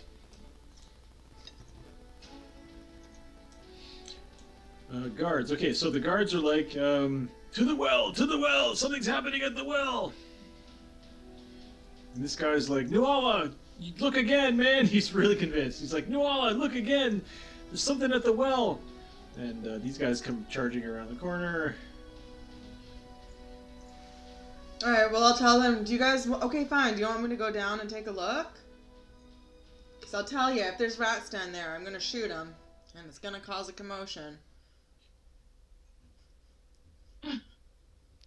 I'm going to make a roll for this guy. He looks different than the others. He seems to be like the watch commander. Oh, God.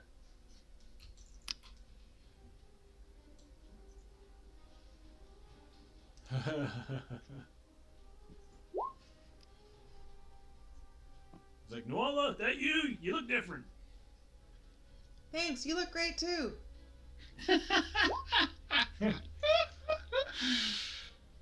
I I ain't paid enough for this. Yeah, so I'm just like they're set up perfectly for you to shoot them with your exploding bullets, but I just guess you don't want to blow the cover yet. Because meanwhile, there's fiery explosions happening down the well. Presumably, it's hard to see from a distance, but they'll see it when they get close. Well, your costumes, your disguise is probably not going to hold up when people get really close, unless you roll really well on your acting again. So, who's the boss? Oh, the Red Cat. Yeah, Red Cap is the boss. And weren't these the two that we knocked? No, those were. No, they're still way over at the top of the map with red X's on them. I'm assuming you just knocked them out and didn't kill them, but you. No, we definitely killed them. I think we did take care of them. I'm pretty sure you then try to make me feel bad because the Nadal is like, you're just a meat sack full of blood and organs. Yep. It's pretty horrible. Well, I'll say, if you're concerned, I can climb down and take a look, but permission to shoot any rats, sir, because you know me, I don't like rats. What about your pet rat, Brandy? It's like you have a flashback to your improv coach saying, "Don't oversell it. Do not oversell it. You're gonna ruin everything." Anyway, so yeah. All right, cool, green shell. Well, does he respond when I? Oh, I guess it's not actually my turn yet, is it? It's not really your turn, right. And he's kind of like, hold tight, soldier. We're coming to check it out. The enemies must be invisible or something.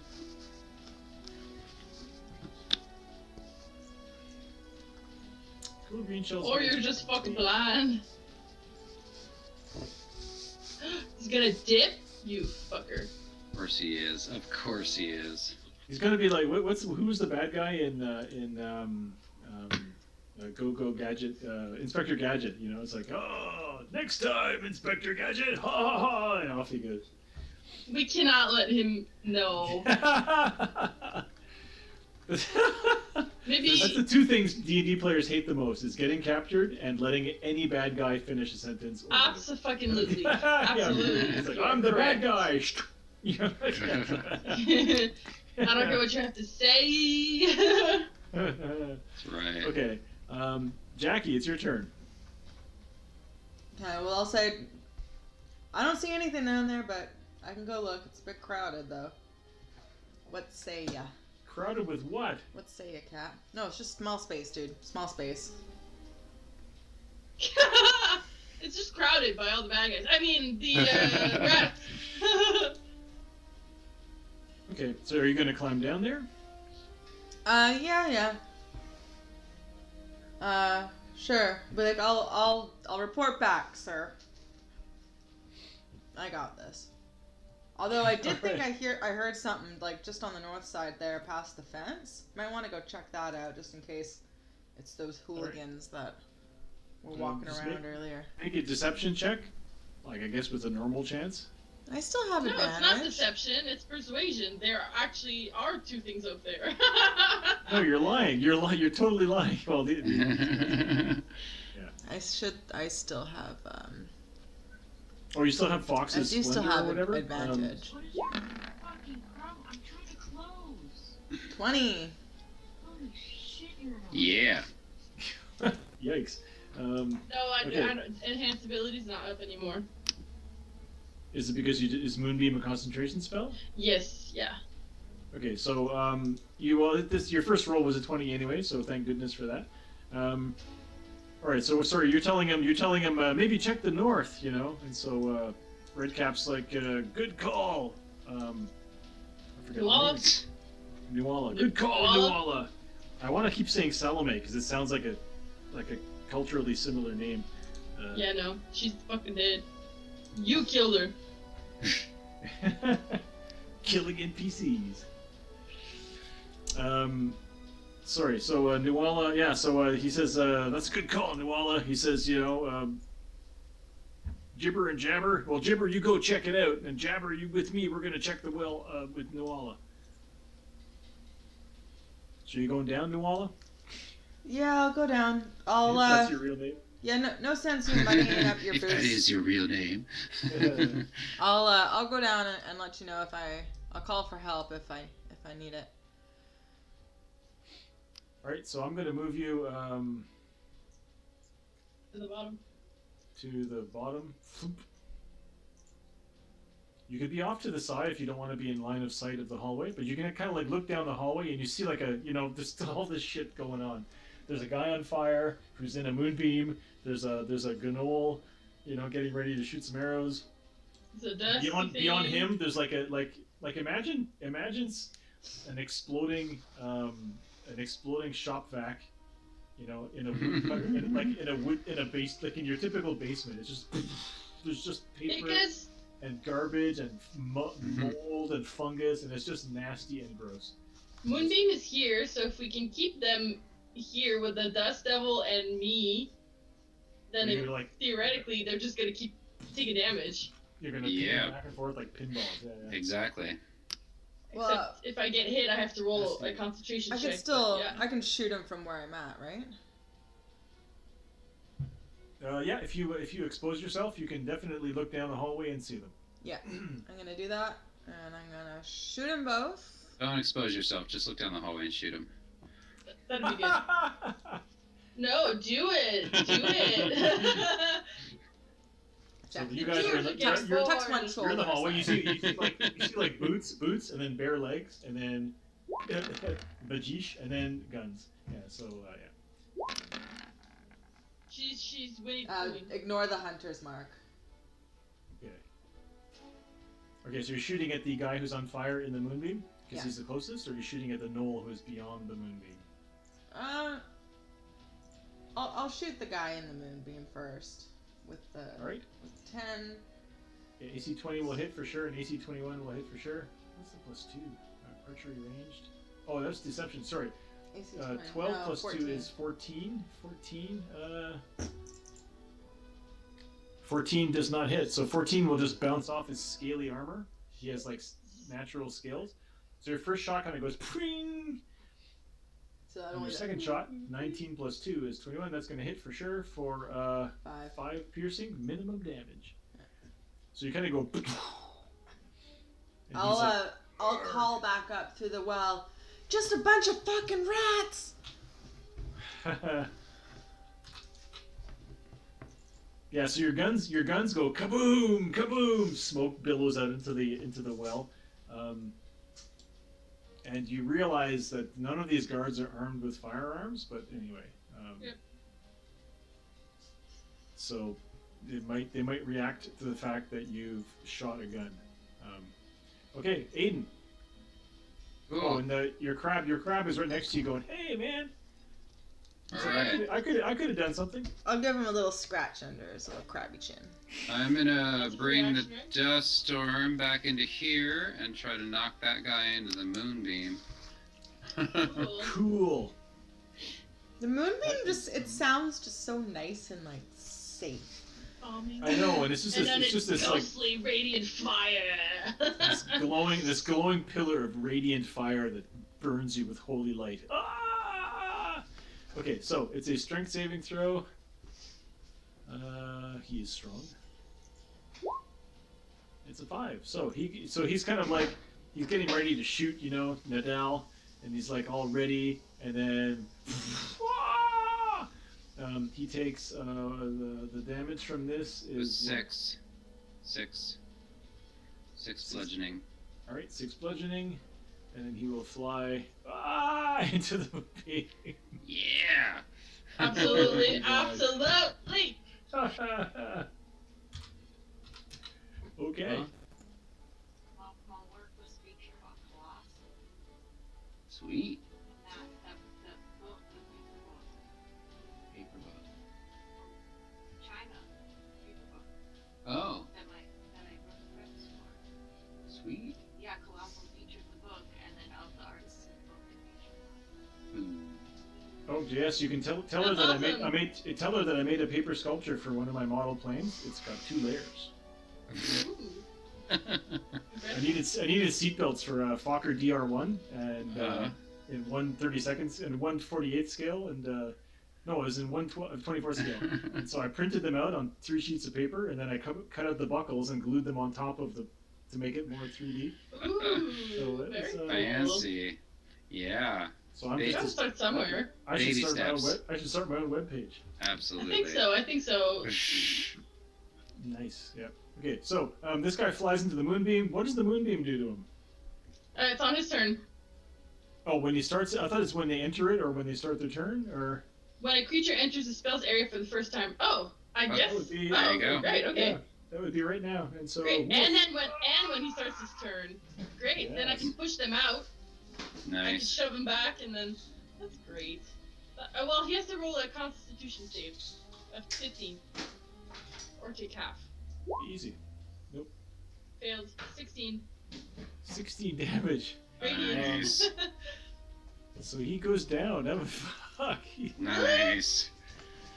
How much health did he have? Okay. Sweet. Look at Great. you Not, guys. not much apparently. Yeah. No, he's not a high level guy. So he kind of like so he gets flung forward by the blast of wind, takes damage from that. Like kind of like skids across the ground into the moonbeam, and he's like,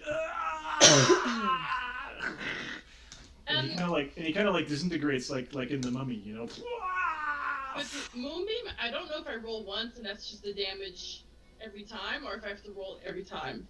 No, I think you should roll for each person. Got it. Well, each time, yeah, each person, because it's like each person would be affected differently by it, right? All right. So Aiden, you moved the sand. Are you doing anything else? Have you got any other actions to take? No, that's all I'm doing. Is just yeah. Sidar, This is our turn. special fastball combo, man. That's right. Knock them back and forth. Yeah. Nasty stuff. All right, so that's Sidar is He's got to make a Constitution saving throw. and is he going to take the same damage, or are you going to roll it again? I'll roll again. A lot less. Can I just keep the other one? You cannot. It was pretty shit. But he didn't make it. 15? No, the first one, yeah, he makes it. So Yeah, because I'm four. sorry, I had disadvantage clicked on, but he's not disadvantaged. So 15. Yeah. So he takes 4 damage. Okay. He's still on fire and he's pissed off. Great. Uh-huh. There's just like a shield filling up the whole space. Try and hit me. Come on, I want to see it. Hit me! All right, so the glowing thing, yeah. So he's on fire and he's like, he jumps out of the moonbeam, That's and fine. and he will try to hit you with his sword. Because he was on fire, he has advantage on his attacks. Oh, good. Super cool. Takes no damage instead of advantage on melee attack rolls to the end of its next turn. Yeah, he's just going to attack you with his sword. Okay. Two-handed. Oh, he has to bite once and sword once. Okay, whatever. Okay. So he will try to bite you with advantage. Okay. Flarg! Yeah, Nope. AC 9, 10. Jesus, really? And then his longsword. AC 24 Woo! Yes. for 12 damage. He kind of like tries to bite you, bites your shield, pulls it aside, and then hacks you with his longsword. Crystal shards go flying off of you. That's fine.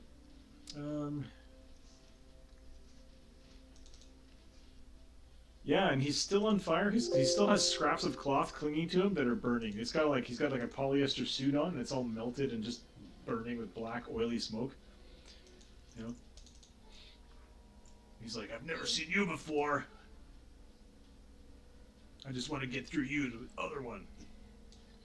All right, Noel Hunter. He's dead. He's dead. Nadal. I will use my action to move the moonbeam. Yeah. Okay, so I'll roll. He has to make a con save.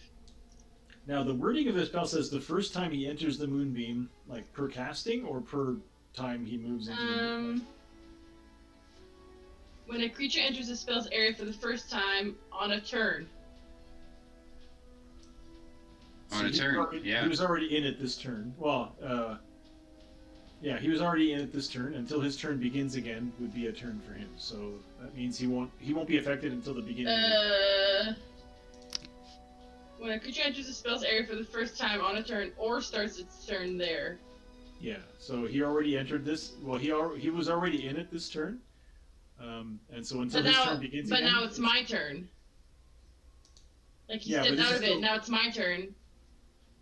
And so he's. But I feel like it should be once per turn that he gets burned by it. Per round. It says per turn. No, there are no more rounds in 5th edition D&D. It's just turns. So But don't we? Isn't one round 6 seconds, and we each have a turn in the round? One. I don't know. Because one turn isn't 6 seconds. Well, hang on. Give me a second. Because then we would each be doing 6 seconds. But it's 6 seconds in total? Look up the moonbeam and tell me, whatever. Worst case, I'll just take it next time. I would accept this. This is it. A round represents 6 seconds. During a round, each participant takes a turn. Okay. Oh, I thought it was still called rounds. Okay. So then it's a new turn because it's my turn. Like he stepped out on his turn, and then and then he is in it on a turn. But whatever you want. If it's written that way, but that's not the intended purpose, then that's fine. If you can find some. Well, it's because I just don't want it to be able to affect people more than. But I think that's the whole more point. times per turn than you know, like you don't but want I this think thing to be. That's the point. Yeah. Because it's a whole action to move it. It's not a bonus. Okay.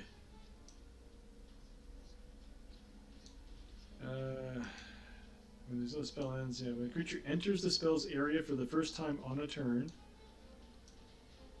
On a turn. On a turn, so now it's my turn. We're going to go with Moonbeam 5e ruling. You can't move a creature in and out of it to damage it over and over again on the same turn. A spell like Moonbeam affects a creature when the creature passes into the area effect and when the creature starts its turn there. You're essentially creating a hazard on the battlefield. Is the Moonbeam spell amazing, or are we doing it wrong? This is like you're kind of like stop it. You're like pushing it. You're putting him in and out of the Moonbeam. You know, until he's like, yeah. Okay, so based on that, I think you can get him twice per turn. Okay, so so in that case, you can get him like by moving it onto him, and then when he starts his turn, and then so you can get him twice per round. Yeah. Okay. So the damage is 8. Yep. Well, because it's a fairly bad one. Because it's an action to move it. It's a concentration. It's concentration. Spell. It doesn't do huge damage. It doesn't have and big you can save from it half. Yeah, I remember when Doug used it in the other game, and it was like, usually you use this is the situation. Yeah, this is the situation to use it, right? Is my thought. Yeah. And he can make a save. 15. And it is a Constitution save. Con save. Fail. 8 points. Yeah, no. It's not great, but it's doing some. Heck yeah. So that was all me, I guess. I'm kind of low on it. I'm getting there. to all our faithful watchers, that's D&D people arguing about shit. Yeah, basically. So he took 8 damage. He's not pleased about that. All right, that's it. Is that it then? Because you moved it. So you're still crouching behind your shield, and that's pretty much it. All right. Pretty much. All right. So here we go. So your guns go off, Jackie, and they're like, "What the hell? There's someone down there with guns. We got to help Nuala." So these guys kind of like rush over to the well, and they start climbing down. Nuala, you okay down there, Nuala? Yeah, I got it. You look up and there's like these 2 guys starting to climb down.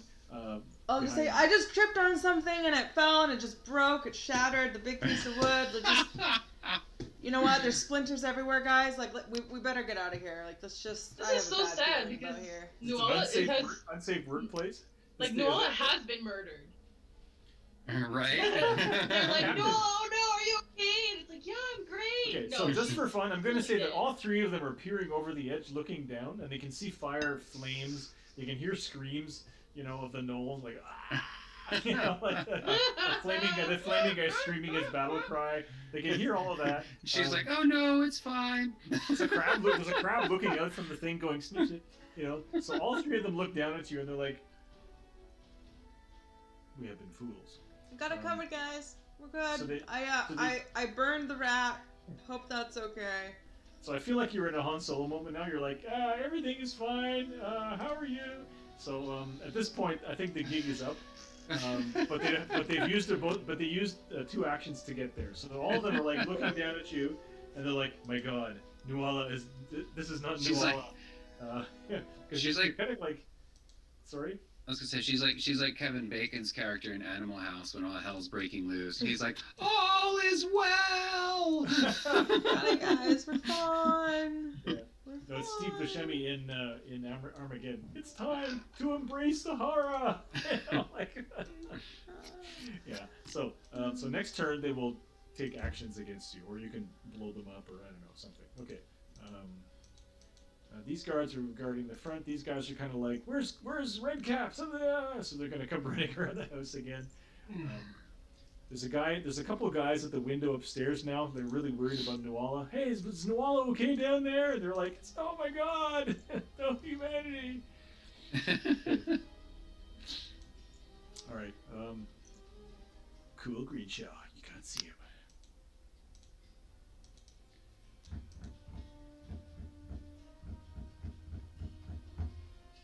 Yeah, that's pretty good. Okay. Actually, yeah, it's only been 1 turn, so yeah.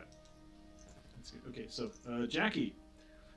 So you have 3 guards peering down at you from above. There seems to be a heated firefight in the hallway in front of you. What do you want to do? This guy's still alive? Yes. He looks like he's on fire. But he doesn't seem hurt by the fire anyway. But he's also like being roasted in holy fire, which seems to hurt him. And but he's just stabbed Nadal for a lot of damage. Well, pretty good hit. And what is he? I'm sorry? And what is he? Lizard.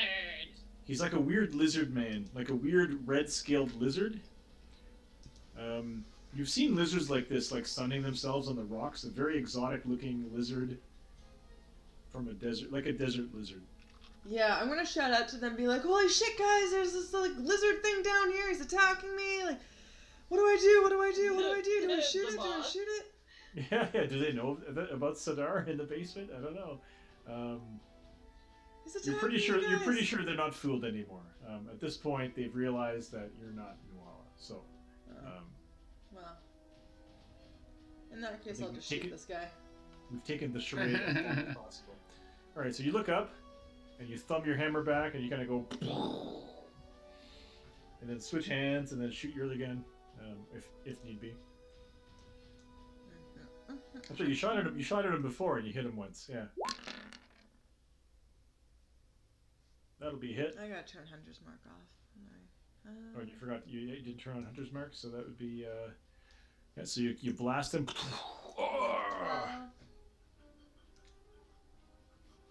Still standing? Oh yeah. Yep. Yeah, and I'll get him with Hill. For 7. Another hit. Yep. Whoa! He looks pissed off. So what do we want to do about the guys upstairs? Should we just come in through With that a house? bomb? Shoot him with a bomb?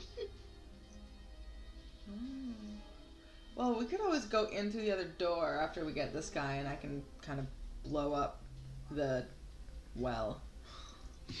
I mean, if they could try to come through the hallway, they're gonna. If we can, move the moonbeam and the windstorm, and then put them back behind us, they're gonna have a tough time getting to us. Oh We yeah. have to kill this guy first. Okay, let's just kill the guy and then move the moonbeam and shit into the well before they get down. All right, Aiden, Well, it's your like turn. it's easy. My turn. Once they're in the well, I could also move the moonbeam. So, block I can I'm tell what guessing you're gonna ask. I can't melee attack past Nadal, right? You would need to have 10-foot reach, which Nadal, Right. ironically, Nadal has, but you don't. Right. Oh, Um, you could. I could have 10-foot reach. Your thing How turns is into a that? glaive. Your sword can be turned into a glaive, which has 10-foot reach. Ooh, but you would- really? But you would also have to do the windsword thing, and that would be 2 bonus actions. So, because if you don't have a windsword thing, you're using your strength to hit with it. Right. So, So it takes a couple of rounds to spool up the glaive in Windsor. Spool up to that, right? Well, You could shoot him. yeah. I mean, I can't shoot him. I could just hit him. I could just throw a dagger at him. Yeah. Why don't I just do that? Why don't I just try to dagger him? Dagger. Well, yeah. I'm gonna hit him with a dagger. All right. Boom! You throw a dagger and it Stabby. sticks like right into the meat of his arm. He's like, "Oh, come on!" And then with my bonus action, I'll bring the windstorm up behind him. All right. Oh god, you're overlapping the windstorm and the wind. Basically, he's gonna be like pummeled between the windstorm and Nadal's shield. He's gonna be like, oh. Like when you carry something fragile in the back of a pickup truck after a 2-hour trip, it's been like battered into nothingness. Exactly. Yeah, okay, so let's do a saving throw for old Sadar. Good old Sadar. That would be a strength saving throw against that. I mean, he's really strong too. It's weird. Oh, he made it. Nat 20. So he still Not takes anywhere. he still takes half damage, I think, doesn't he? Yeah, so 3 damage. But he does not get pushed. But that's okay, because there's nowhere for him to get pushed to anyway. I'm gonna roll odd or even. Odd is the fire goes out. Wow. Yeah. So the fires that are burning on him flicker out. He's like, oh, he seems unhappy about that. But he's still charged up. So whenever he's on fire, he gets charged up for his melee attacks, and he gets advantage. So he's still charged up. Ah. That's shit. Oh, that's right. He starts his turn in the moonbeam. Whoa, fuck! Okay, that's a nasty shit. Okay, so he's gonna have to save against that. That's a Constitution save. Nope. That was And really so- shit damage though. It's 5 damage.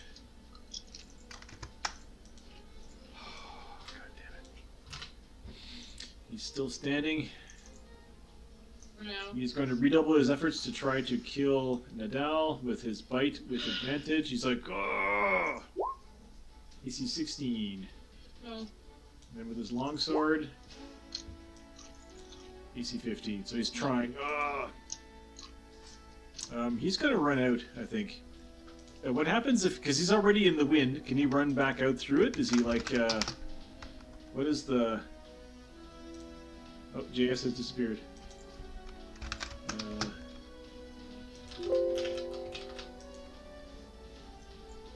Dust Devil. Hang on.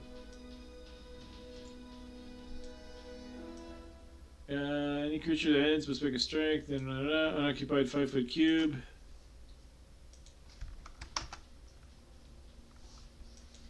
Yeah, he's saved. He's not pushed, so he can move through it. So he's going to move. He's going to run. Sweet. You're going to get a free swing on him, Nadal, with any weapon that you have ready. 18. That's going to hit him. Wow, 3? That's trash. 3 damage? Wow, okay. I rolled really bad. So, That wasn't a very vicious glaive. so the lizard man ran away. Oh no, I can't get through. I determined that because he saved against the wind, he could just move through it. So he, Oh. Okay. so he My just kind of turn? like ran out. Nadal got a free swing on him, and so yeah, so that's as far as he got. That's it. Yep, Nadal, your turn. I'm gonna. Hey, get him with that moonbeam. I'm gonna get him with a moonbeam and. So you just kind of like woof, push it out at him, and he's like, Yeah. not again. Because I can't get through the. Ooh, the good thing. damage roll too. Okay, roll a con save. Oh god, I double clicked on the chat, and now it's gone over to the left side, and it's popped out. Oh god, how do I? Oh no, You. the chat is floating. Fuck. If I close it, it's just gone. It's gone forever. I'm gonna close it. It's still there. Okay. No, it's not. It's gone forever. So give me 2 seconds. I'm just going to refresh my window. So how's everyone doing? Yeah, it was a radiant damage of 50. Yeah. You take 50 of damage, Tabernac. 16 damage. Christ. Yeah. And that is a Constitution save, which I'm sure he will make. I'll have to reopen all my monsters now because I had to refresh my screen. Unfortunate. Do it! Constitution save. Oh, he's gonna save for sure. Nope. Ah, 16! Bitch. Suck my dick. He's dead. Dead. Suck my dick. Suck my crystal dick. Nice. Cool. Wait, my turn isn't over. Oh. You're gonna move into the get flung back. No, You probably don't want to move through the windstorm. No, but if it's an action to move it up to 60 feet, can I move it? He takes the damage, but I keep going, so it's not in the way. Oh, I feel like you have to move it somewhere, and then that's where it takes effect. Because otherwise, you could just right like. there. Yeah, because otherwise I feel like you could just take it and just move it through a bunch of guys and be like, you know, Wait, I'll just drop like a it. razor blade, like a razor blade with telekinesis, just going through. No, a whole you know bunch what? of I'm not gonna drop it. I'm just gonna leave it there. It's fine. Yeah. My turn's over. We might Okay. want that. I was thinking we could put it back in the well. The bottom of the It's well, a- yeah, exactly. It's a cylinder. It goes up 40 Oh. feet. Oh. All right, so Jackie, that would be cool because Jackie. Oh, wait. Is there anybody in the house at that exact spot? Where does it come It's out? blocked. It's blocked by the ceiling. It doesn't come. Okay. It doesn't. It's just like, like there's a guy upstairs taking a shower. Skeletonizes the guy. So, yeah. Yeah. That's how we roll. This is like using. This is why you can't have firearms in like thin-walled apartments because when you shoot them, they go into other people's apartments. Same thing with moonbeams. To the neighbor upstairs. Okay.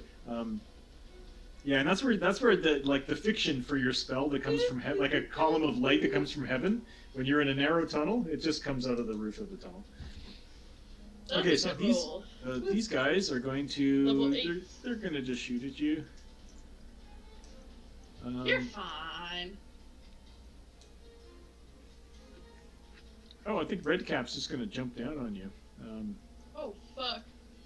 He's like, boys, shoot that woman. That's not Nuala. I am. I would bet my life on it. In fact, Do it it. probably is. Hub Red Guards. They will attack with their light. So they unsling their light crossbows. They probably have them ready, and they're going to shoot at Jackie. So with a normal chance. So first, AC 8. No. Second guy, AC 22 Ooh. for 5 piercing. So like it just pokes you in the arm. Oh. Rude. Ow. And then Redcap, you realize Redcap is small. He's like the size of a gnome. And he's like, I'm coming to get you. Where's Nuala? I'm gonna get an answer. We all He's a gnome? love Nuala well. No, I'm sorry. You loved Nuala. You're starting to think that Nuala had a lot of friends outside of She work. was a in this busy place. girl. She's a busy girl. Yeah, so he kind of climbs down the ladder, and he's got iron boots on, and he is going to kick you with his iron boots. Ugh. That's nasty. It's not very nice. Holy shit! Yeah, he comes bounding down the ladder and kicks you with his iron boots. Hey. You have to make a dexterity 14 dexterity saving throw Rude. DC 14 or take a bunch of damage. That is rude. 21. You save, so that means you take no damage.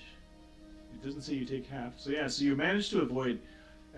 So his kick like smashes one of the iron rungs of the ladder and smashes it out of the rock wall, and it goes spinning into the water below.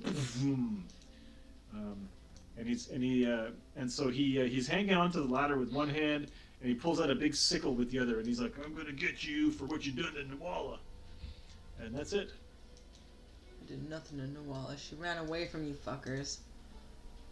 She's like dead in a ditch. You murdered her. Okay, so those guards are done. There's nobody else. These guys, I guess they're gonna come. We have to go after Cool. Okay, yeah, those guards are just coming around. Okay, so that's it for that. Cool green shell. Let's go back to the basement.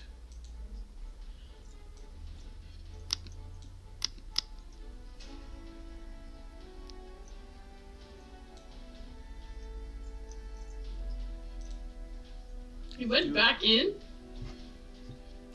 Yeah, he's doing something. He came back in. He's at the table looking at some papers.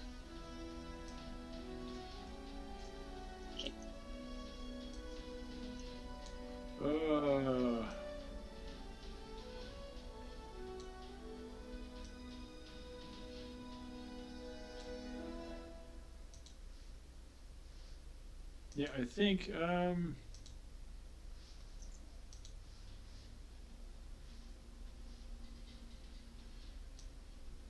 that's not going to work. No, okay. Yeah, so he's just going to do,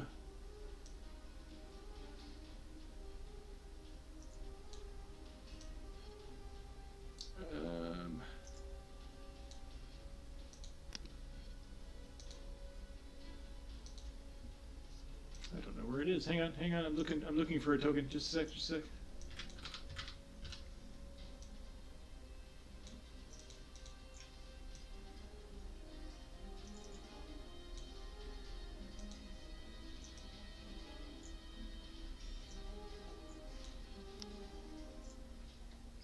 Alright, that's it. Jackie. So there's 3 guys at the top. Well, there's one guy like on the ladder next to you trying to attack you with a sickle. 2 guys at the top trying to shoot you with crossbows. Yeah, what'd you like to do? Well, I guess I'll shoot him.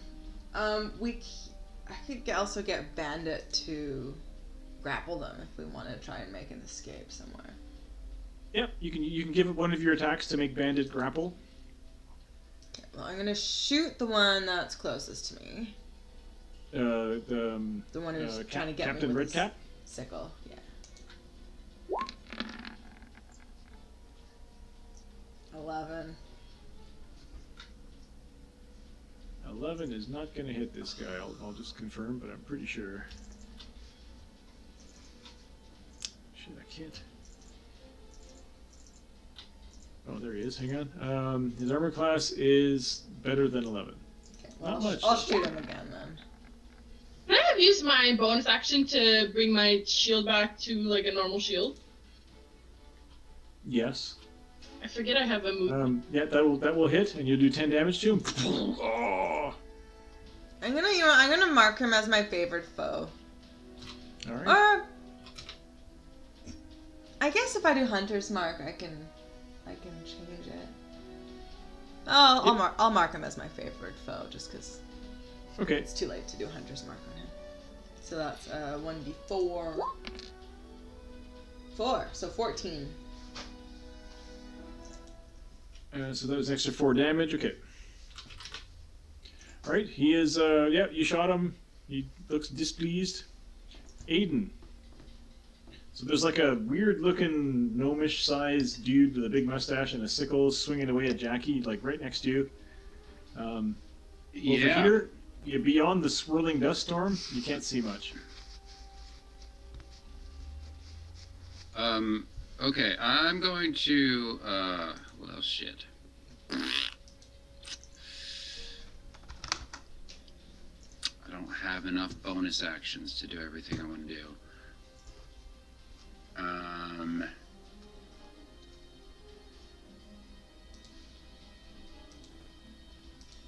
I guess I just have to cast Windblade. I felt like you should have done it last turn. Like, it seems to me, instead of doing a bonus act, what did you do last turn? I feel like you didn't use your bonus action last turn. Oh, I did. No, I did. I moved the windstorm up to pummel that guy. Right, that's right. I remember thinking that your choice was to do that, well, which turned out to be a good choice. So, yeah. So I'm gonna cast Windblade. Okay. So normally the action economy of D&D, they make actions bonus actions for a specific reason. so that you can't do them at the same time as, you can't do multiple bonus actions.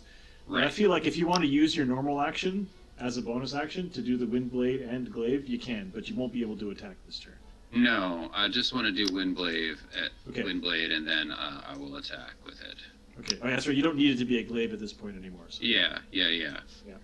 So I'm gonna attack that dude. Yep. So you pull out your sword. Yeah. Take that, motherfucker. All right. He's like, oh, the treachery. And that's 7 damage. Okay. Math. Okay. So that's it for Aiden. The crab is going snip, snip, snip, snip. Sadar has been killed. Nadal. I'm going to action, do my thing. My thingy. Oh fuck, okay. You're my dome. Yep. You're getting some dome. Nice. Yeah. I guess. Do I see this crocodile? I feel like you probably can't see over there. It's far away, and there's like a dust storm in the way, and a pillar of moonlight, and all this shit. I'll. And your sphere of darkness is not a. It's not concentration. It's not a spell or anything. No, right? it's not. Yeah. I'm gonna bring my. I'm gonna keep my shield because I can hear something over there. Okay. And I'm stuck in this tunnel. Oh, I see now why Aiden was hoping for more actions, because you wanted to move that windstorm away. Yes. Yeah. Okay. Life sometimes is made of hard choices. And okay. Yeah. All right, so so is that it for you? You're just gonna hunker down? Yeah, and I get 8 temporary hit points. Because I feel like you could probably move another 5 feet, but then you'd realize that all circles are squares in 5e, and so you would be in the wind. Yep, I'll stay. Okay. Red guards. So they're going to shoot down at Jackie. I'm going to give them disadvantage, if only because you're both like... This is like Indiana Jones clinging to the back of the truck, having a fist fight with another guy who's also clinging to the back of the truck. So their red cap is too close, so I'll give them disadvantage to hit with their pistols, or with their crossbows. And so first shot against Jackie, 15, AC 15. Nope. I think probably doesn't hit you. Nope. Okay. And a miss. So they're both shooting. They're like, boss, but what should we do? And Red Cap is like, get down here, boys. And they're like, really? Okay, so Red Cap's going to hanging on to the ladder with one hand. He's going to swing with his sickles. He has a nice sickle. It's wicked. It's a wicked sickle, and he makes 3 attacks. Holy fuck, that's great. Why so many attacks? Love this. Okay, so AC 1 against Jackie with his wicked sickle, shling against the wall. Second attack, AC. Another nat 1, clank. Fuck. If I roll another nat 1, his sickle will snap off at the hilt. I think it should just burst into flames already. AC 15. Nope. I think it didn't hit you before, so it shouldn't hit you again. I feel, but yeah, that was terrible. That was just some fucking bullshit. Okay. That's it for him. Cool green shell.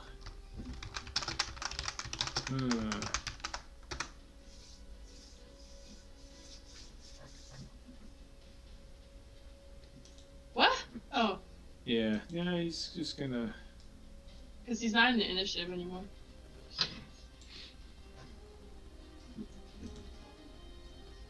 No, he is. Because I made his token invisible, and now I'm using the crocodile.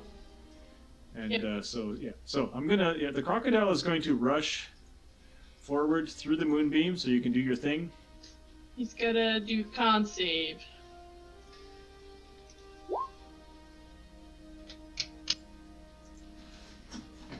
Now, And now, furthermore, what does the moonbeam do to shapeshifters? Because this is a druid who has shapeshifted into a crocodile. I think he gets disadvantage. Is it only lycanthropy? Lycanthropes? I think it's technically anyone who is a shapeshifter. And you revert to its original form until it leaves the spell's light. If he fails the save, or if just... he fails. But he also has disadvantage, so he has right? disadvantage on the saving throw. And it's a Constitution save as a crocodile. Well, that's good. He has good and then it Constitution. reverts to its original form, and he can't shape change again until it leaves the spell's light. So it's not like human and then crocodile again. Fail. So he fails. All right. So, moonbeam. So when he passes through the moonbeam, he goes back to person. Hang on. I'm ruining all your fun. Well, no, this is great. It makes a spell that can be pretty shitty. So he goes. Oh! And the damage was 15. Yep.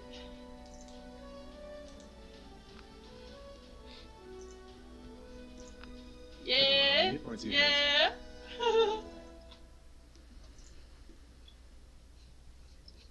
Doug just didn't use it in the right context. Oh, Jesus. This is going to be super anticlimactic. Okay, well, that's great. Does he keep coming towards me? Come at me. Oh, he's like, oh, fuck! Did he just hit the moonbeam and get smaller? Is that what happened? Well, he went from crocodile, which has a huge hit point. Like, it's a huge sink of hit points, right? This is the major ability of druids, is to be a creature that has a ton of hit it says a shape changer. So that's any person who... Yeah, okay. Yeah, he changed shape. So, fuck.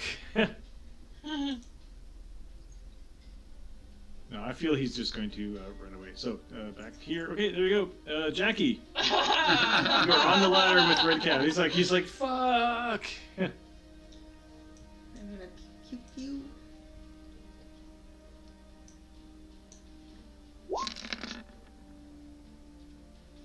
Ooh. 11? 11 yeah, that's a big hit. Yeah, so you're kind of like fuck off. You pistol whip him, shoot him. And he's like, no, you fuck off. Where's Novella? I ate her. Wink. Hey, yeah, so you shoot him, but he's not dead yet. Shoot him again. Miss Jackie. Miss Bang. Yeah, for 10. Another big hit for 10 damage. He's so close to being dead, but he's not dead. Oh. I can't believe you done for Noala. She was so nice. She was just a nice person. Mm-hmm. Not like you. I can't believe you fooled us. I'm not really big on facial hair. It's like, yeah, he has a huge mustache. Dude. Yeah. Alright. That's all I'll do. All right. I don't know. There's nowhere Jackie can really go. Yeah, no, you're just kind of like on the ladder with him, yeah. So Aiden, your turn.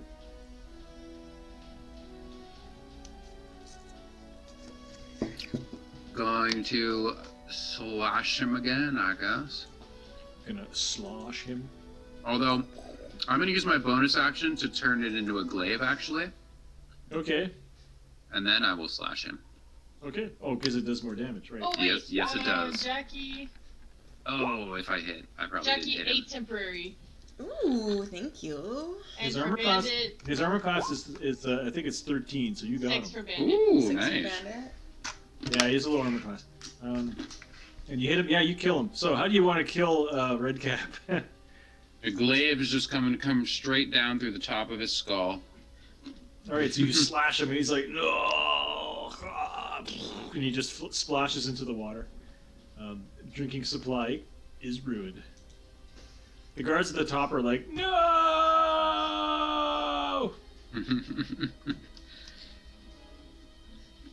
All right, and so you use bonus action, and action you can still move, but you can't move anywhere, and that's it. Okay, Nadal, still stuck here. Ooh. 10 temporary for Aiden. Ooh, nice. So I get advantage on like pushing and stuff when I have my shield up. Would I kind of get advantage to get through the wind if I have my shield up? 'Cause it's kind of like a strength thing. Sure, I'll give you advantage on your saving throw. You'll still take damage from it, though. But Yeah. It's not that much. You'll be all right. If my moonbeam falls because of this, that would be. Like, I upgrade the spell to a 5th level casting. You take 40 points of bludgeoning. You're thrown back into the well. Okay, I'm gonna try and get to here. Okay, so you kind of grit your teeth and just, or you. So what do I roll?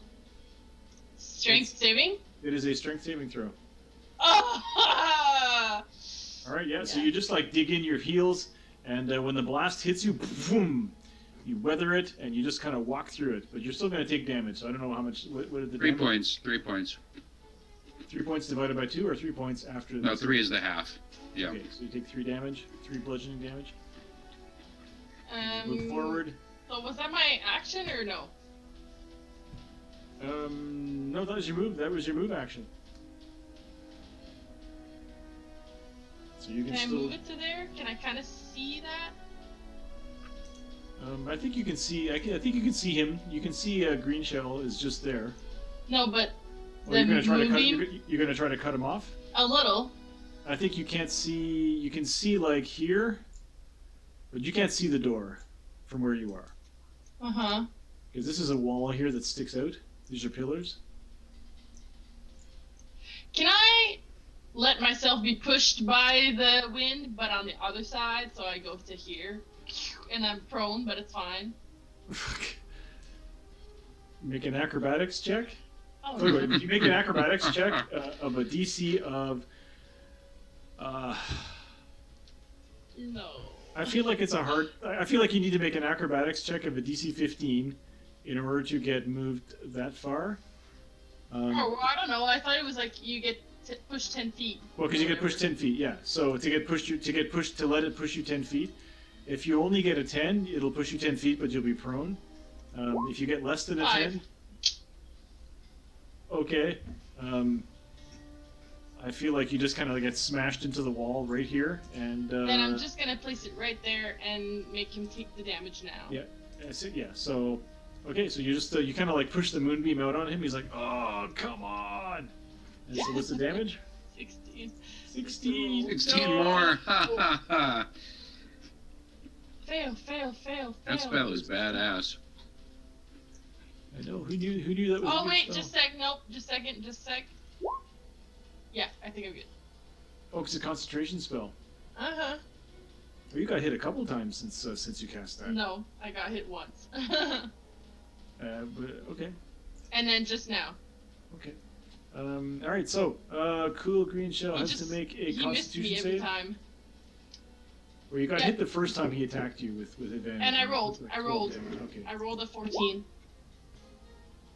Fail. 16. 16 damage, eh? Wow, that's a lot. Yeah. He staggers back. Oh, come on. Sorry that I'm not fucking sorry. Red guards. So the guards at the top are screaming no as they like shoot at Nadal with their crossbows. Let's see if more guards join them at the lip of the. No, not yet.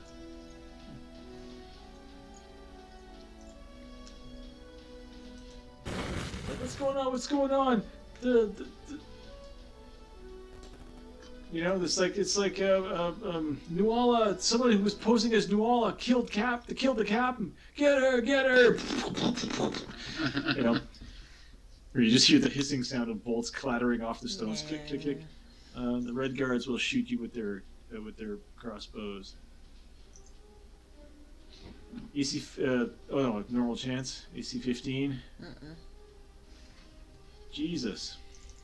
One guy toing snaps his bowstring. Wait, gotta reload my bowstring. I'm out. You know, the kiss.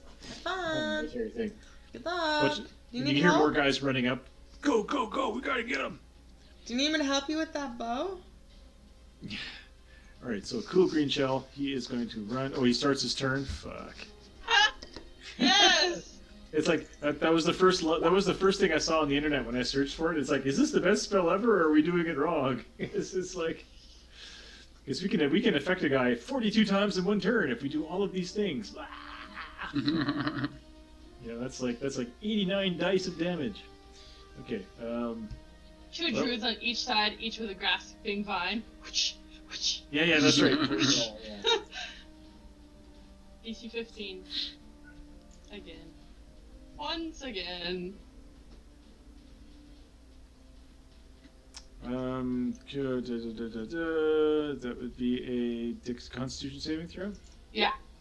Hey, save! 5 points. Alright. So he's like, damn you.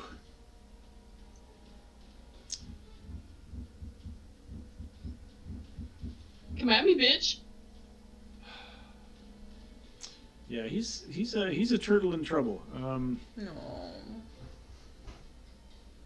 Yeah, I think he's gonna do the Humperdinck thing. He's like, I'm going to, and then he runs away, but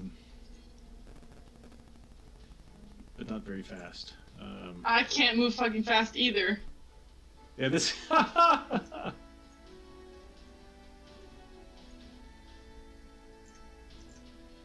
Yeah, so my entire life is references to movies and TV shows. So like 30 years ago, there was a show on TV called Hooperman. It was a Stephen J. Cannell show. He was the guy who did shows like Hill Street Blues and NYPD Blue. He did like cop dramas. And so it was a half-hour detective show starring John Ritter, the guy from Three's Company. Funny guy. John Ritter tragically died. He was the dad in 8 Simple Rules. Anyway, so John Ritter is a cop. Shut up. But it was weird. It was like a half-hour cop show, which was kind of bizarre. But there was one episode where he was trying to arrest like a 600-pound drug dealer who was like the guy who never leaves his chair because he's too big. And he's like, "You're coming with me," and the guy's like, "Are you kidding? The wheel?" Leave his chair. And so he tries to pull the guy up, and he gives himself a hernia, ends up in the hospital. And so he's in the hospital, and he finds out someone has been stealing things from the patients. And so he gets into his detective mode, Yeah, it's like Monk. No matter where you go, there's a murder. That's right. Monk kind of capitalized on this kind of story in a 1-hour format. So at the end of the show is him having an epic low-speed chase with the IV bag against the guy, the thief, who's also low-speed chase with the IV bag. They're both like going slowly down the hallway, and he's chasing, and he finally catches him and knocks him. Anyway, yeah, because he was just an old guy going around stealing people's personal possessions from their hospital rooms. Yeah, so this is Nadal and the Turtle are basically having a low-speed chase down the hall. Yeah. All right, so Jackie, that was a good one. This is why nobody watches our show live, because they can just fast forward it if they don't watch it live. Yeah, tips and tricks. Don't watch us live. You heard it here first from the DM. You can subscribe, which is great, and you can pay. Yeah, I don't know where everyone is today. Everyone just must be. I don't know. It says we only have 3 views, but if I go users in chat, we got a good amount of people there watching us. Yeah, but most of the usuals aren't here today for some reason. Yeah, I promise never to make figure guns again. I think we've lost them. Not to, who's making figure guns? It's that was my mistake. What can Jackie see? What is Jackie? She sees 2 guys at the top, like shooting at her with crossbows, and more guys coming. Could I have said like "Cool's running"? Do I have those exploding bullets that Cog? Absolutely. I want to put one in my gun and shoot it up out of the. I mean, I've been waiting a whole week for you to say that. So, so which gun are you going to use, Hill or Jill? I'm gonna. I don't know what you guys think. I'm gonna put it at Hill. I like how you don't realize instantly why I'm asking you this question. Why? What am I missing? Is it Well, gonna destroy the gun? Probably a chance the gun could blow up.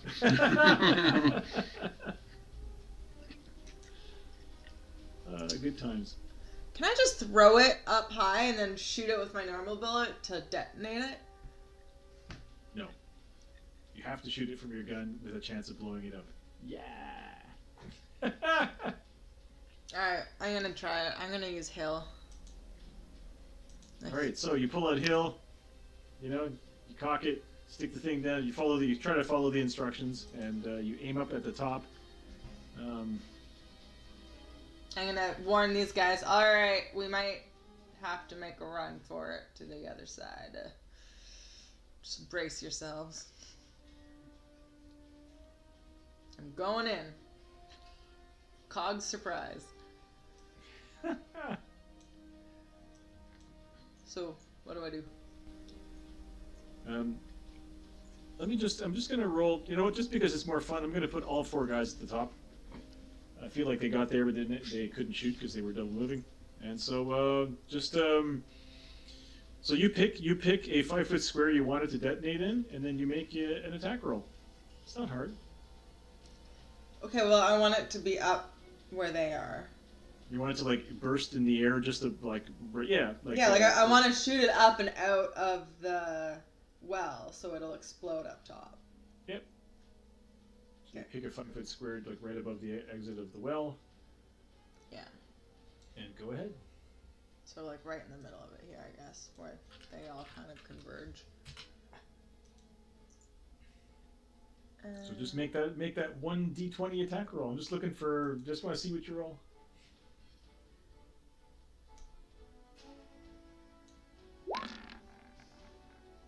12. Yeah, that's good. Yeah, so you it's not hard to hit a 5-foot square. So you just kind of like shoot the gun up. It makes like a weird clonk sound. It goes clonk, poof, and then the thing just kind of there's like a little flash of light, and poof, it flies out of the barrel, and you see it sailing up the shaft of the well, and it goes right past the 4 guys, and it lights up. You see their faces all light up, and you look at it. What the hell's that? And then, and there's like a big explosion of green acidic gas. I'm just gonna look up what the Kobold Alchemist has for a weapon. I think I gave it to you in a text, but.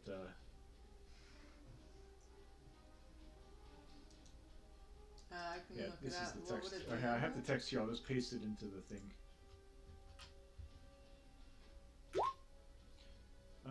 So it does 5d6 poison damage, Sweet. and they can make a dexterity saving throw to take half damage. So does that goes for all 4 of them up there? Yeah. 15-foot radius, man. It's So I roll that. Okay. Yep. Fuck those guys. 17. Okay, so it goes up to the top, and I'm just gonna roll dexterity saving throws for each guy, and it's a DC 13.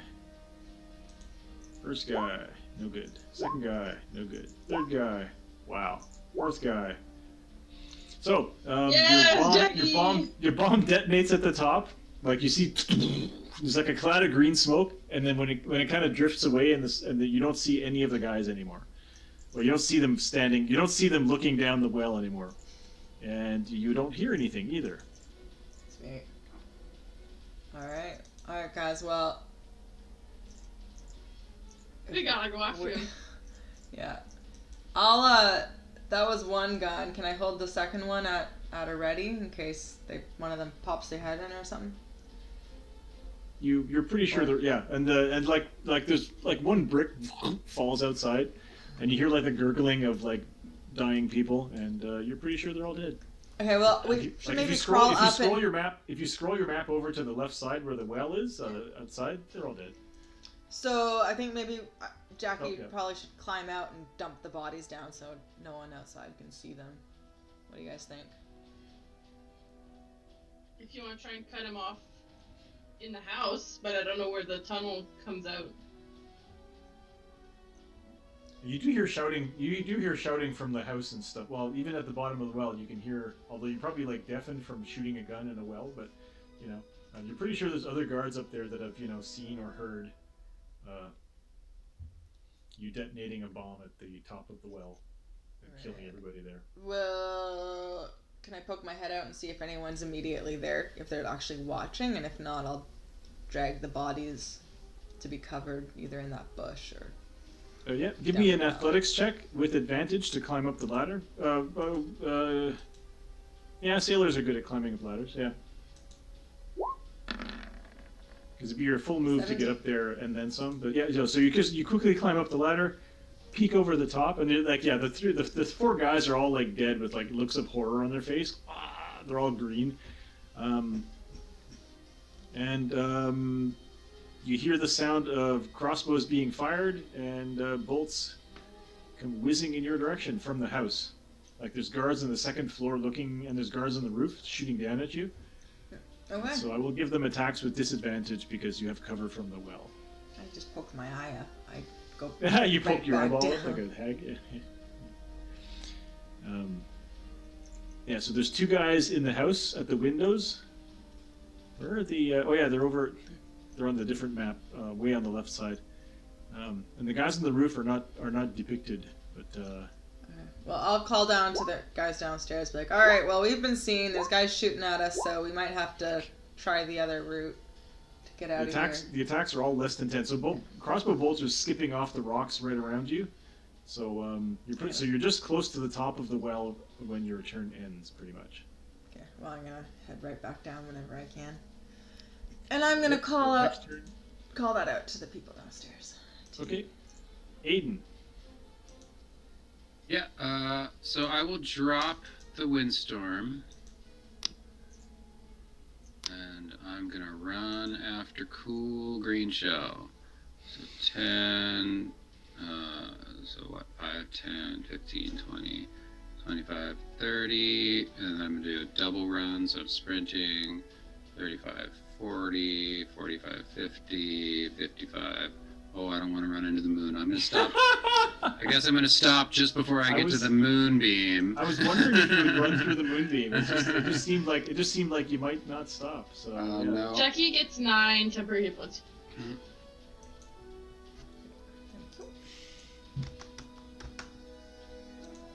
I guess actually I had another 5, so I guess I'll maybe go over to here and try to get around the moonbeam. Yeah, you can skirt around it to the north if you still have movement. Yeah. Well, I'm gonna drop it. All right, so that's it for Nadal. That's it for Aiden. Nadal. I'm just gonna drop my moonbeam. I'm gonna drop the shield so I have full movement again. Okay. Are you full 25-foot movement? Yeah. So Yeah, did you drop? thanks. Did you drop them? Did you? I end did. the Yeah, moonbeam? it's gone. It's just gone. Okay, just put it down there in case you need it. But boy, that moonbeam. That was something, all right. Jackie, you're not looking at the proper map on the Twitch. No one can tell what's happening. Jesus. I'm back. Damn it, Nico. Okay. So Just Nadal, you showing moved in Jackie's there. Yeah, map. so you're in. Yeah, so there are desks with papers on them. Looks like there's transactions. You know, it's a lot of slave trading's a lot of work. Over here, there are like racks full of like weapons and stuff. Here's a table that mercenaries and guards sit at.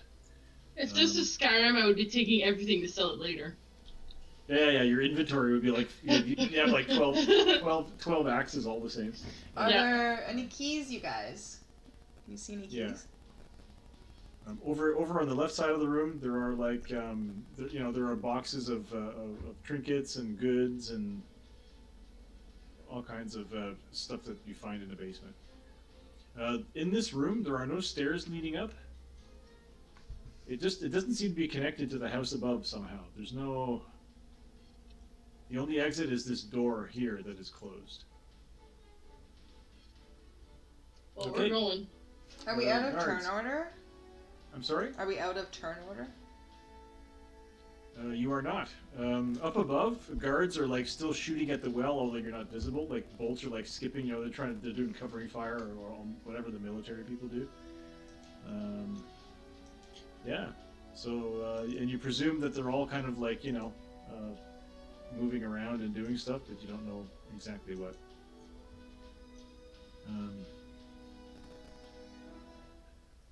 Just give me a second here. I'm going to move some stuff around in the house.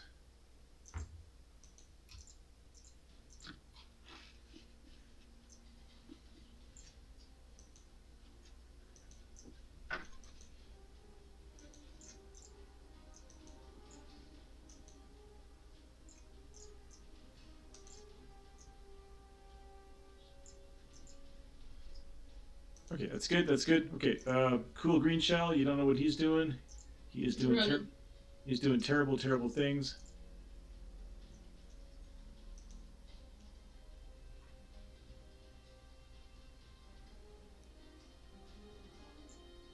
All right, that's it for him. Jackie. Actually, cool green shell. Where is he?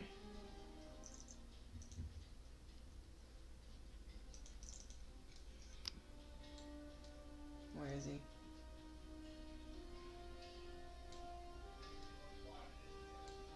Okay. So, Jackie, what are you doing?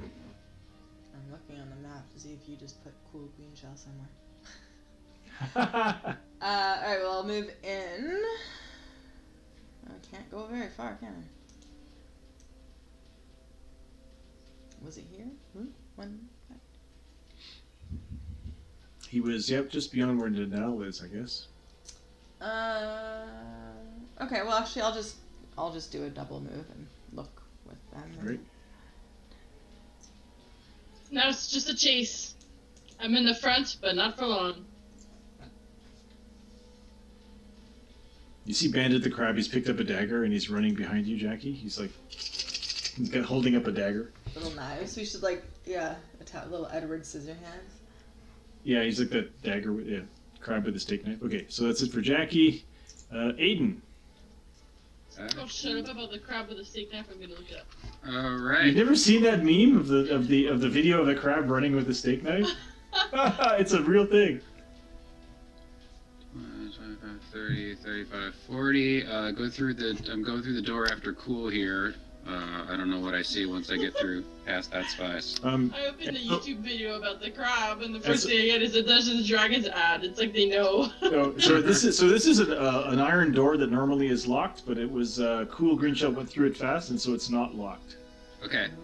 Yeah, so you open the door, and it's like there's a hallway in there. Oh, yeah, I have to hang on. I must reveal it to you. Reveal it to me. Reveal.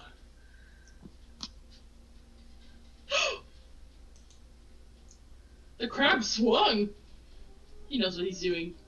Yeah, he's doing like the chef. He's going ho ho ho ho ho ho ho ho. He's backing away with the knife. Ha ha ha. It's like he knows. Yeah. It's a back before memes were a thing, you know. All right, so there we go. Am I just hiding stuff? No. You're hiding stuff. Yeah. Absolutely, you are. Was I hiding stuff the whole time? Sorry, I thought I was revealing. There I was you like, go. why is he not saying? Now you're revealing. Why is he not saying anything? I'm revealing so much stuff. There we go. Oh no, there's two. Uh-oh. I say All right. down because Well, I saw I've the got arrows another- go down.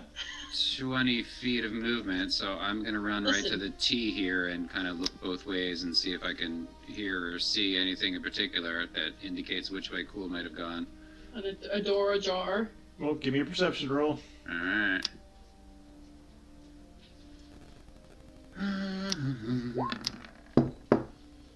Yeah. 18 is really good. You hear... I think you hear sounds. You hear sounds in the door, behind the door over here. This, fuck. Hang on, wrong selector. That one? Yes. Cool. You don't hear any noise from the door down here, but you hear noise from this door here. The sound of water, splashing water, and chains. Water and chains. Interesting. All right. That's the way I'm going. I can just get to the door though, and then I'm out of movement this turn. Okay. Just trying to see here. Revelio. So. That's so cool. And so this is a locked door as well. I'm gonna get copyrighted. Just give me an athletics check if you want to shoulder it open. It'll just be part of your, because you still have movement, right? Well, I'm at the end of my movement, but okay, I see. Okay. But I could probably just shoulder it open at the end of my movement. Yeah. Nope. Oh. Oh! The weak attempt at opening the door. You have revealed your presence. Nadal. I'm gonna go check out this door. I'm gonna open it. As you come up behind me, I'm like, I think he went this way. Just so you know. I know, Nadal, Mr. Don't Split the Party. Here we go, people. No, I just want to see what's behind the door. Huh? If it's a room, it's a room. And it's empty, that's great. But if it's another tunnel, then it's a tunnel. Maybe it's a flamethrower. The door seems... Freaking bee. Yeah, so you're going to have to make an athletics check to open this door. In that case, you'll have to use all of your move in order to open the door, so you'll be done. Or did you already? You know what? No, I had a little more movement. Yeah, so you have to finish your move to open this door. In earlier editions of D&D, you actually had rules for opening doors and kicking doors, and fighters were better at it, and it was a whole rule system. That's fine. So in this case, yeah, if you want to open the door, you can, but you won't be able to move anymore unless you use your bonus action or whatever to yeah. Open it. Just a sec. I just want to make sure. There's not much I could do over there, anyways.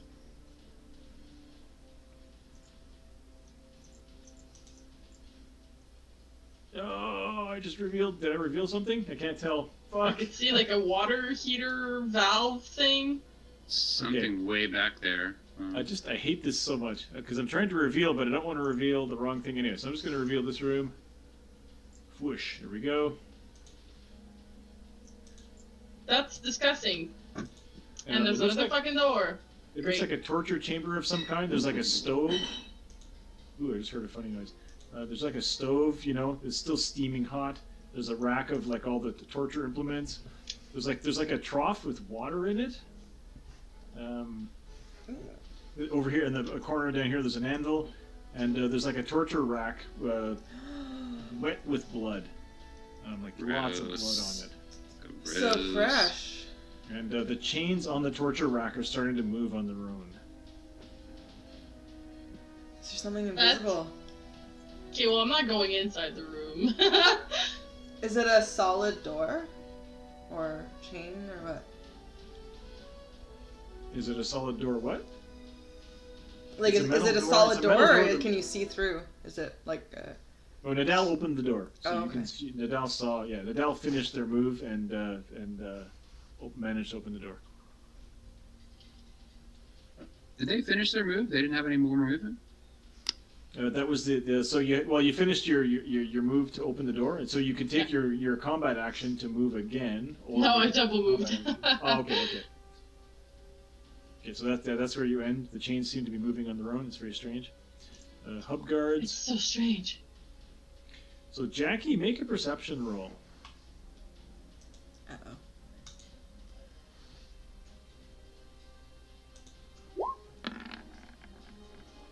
$10. You don't. Hang on.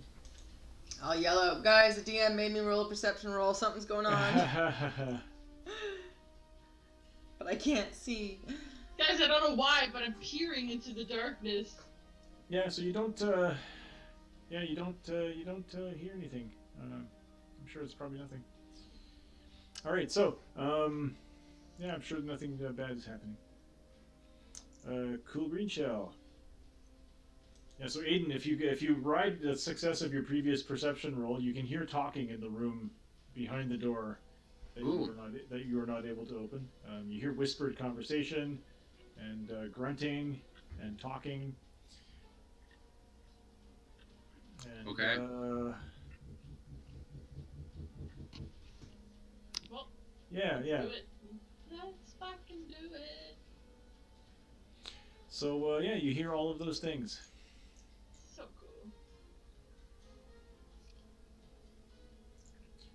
cool. So that was cool green shell. Jackie. Okay, well, I'll join them. So yeah, you're in a big stone, like a unfinished cellar. Big table at the north of you. To the south there are desks with papers, racks full of weapons. I want to know what's in there, guys. Is it something invisible that's still chained and being tortured? Or the we don't chains... know what's in here, but for sure, Cool's over here, on the right. Yeah, Nadal can totally be narrating their life by being oh, I see something really weird, you know, and you're all like, stop talking, Nadal. Yeah, so. Can I go move past Nadal there? Yeah, the door's open. You can get in there. Okay, I'm gonna go here. I'm gonna splash water on where the chains are and see if it interacts with anything, and I'm gonna say hello. Alright, so you enter into the room. Just a sec. So you splash water on the table, and it kind of like dilutes the blood a little, and the chains kind of like they whip out and try. No, sorry, the blood itself kind of like crawls around. Sorry, it wasn't the chains that were moving; it was the blood was moving, and the chains were kind of like being dragged along with the blood, and the blood just kind of like sprays in your direction and tries to hit you. Oh, in fact, yes, it just kind of sprays. The range is 20 feet, so I'm in range. There's like a splatter of blood. This is kind of like 28 days later. It's trying to get into your nose and eyes. So make a Constitution saving throw. Oh no, I do have to hit you. I'm sorry. Wait, before you make that successful roll, 20. I have to try to hit you. AC 17. Nope. Does not hit you? Nope. All right, so you manage to like duck your head enough, and blood splatters on the wall next to you, and the blood is like crawling, like it's crawling on the table, and it's forming like a weird jelly blob of and it coalesces into looks like a little imp or something, and it's on the table, and it's going. Ah! Just close the door. Is it tied, or is it chained, the imp, when it takes form? It is not chained. And what are the chains doing now? Like, there's nothing in there that we can't see, is there? Like, when I splashed the water, it didn't, like... Yeah, no, this looks like a little devil that likes to be in here when people are being tortured or cut open or whatnot. I'm gonna ask it, what's through the door over here? He says, "Let me into your nose, and I'll tell you." I'll say, I got some bodies I could bring over for you. They're right nearby. Just tell me what's through I guess the that was door. him waiting for his action, but okay. I'm gonna put him at the bottom of the initiative. Okay. All right. Is there anything else you want to do, Jackie? Do you want to attack him? Have you got movement actions left? No, I don't have any movement left or anything.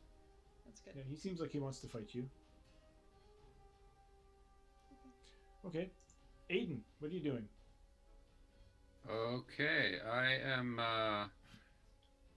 gonna try to open this door, and I'm gonna have a spell prepared to cast if there's anybody standing there when I open it. All right. Just make an athletics check to shoulder, or you can just use your entire move action to just. Well, if you fail your athletics, you can just use your entire move action to force it open. Oh, It's a door. okay, Is it I mean locked? it's a door. Yeah, it's a hard to open door. All right. Ha! All right, yeah. So you managed to like kick it open, Mhm. with no extra actions required, and yeah. So in this room, the room is full of fog. It seems to be magical fog, but I will reveal the room to you. Reveal areas.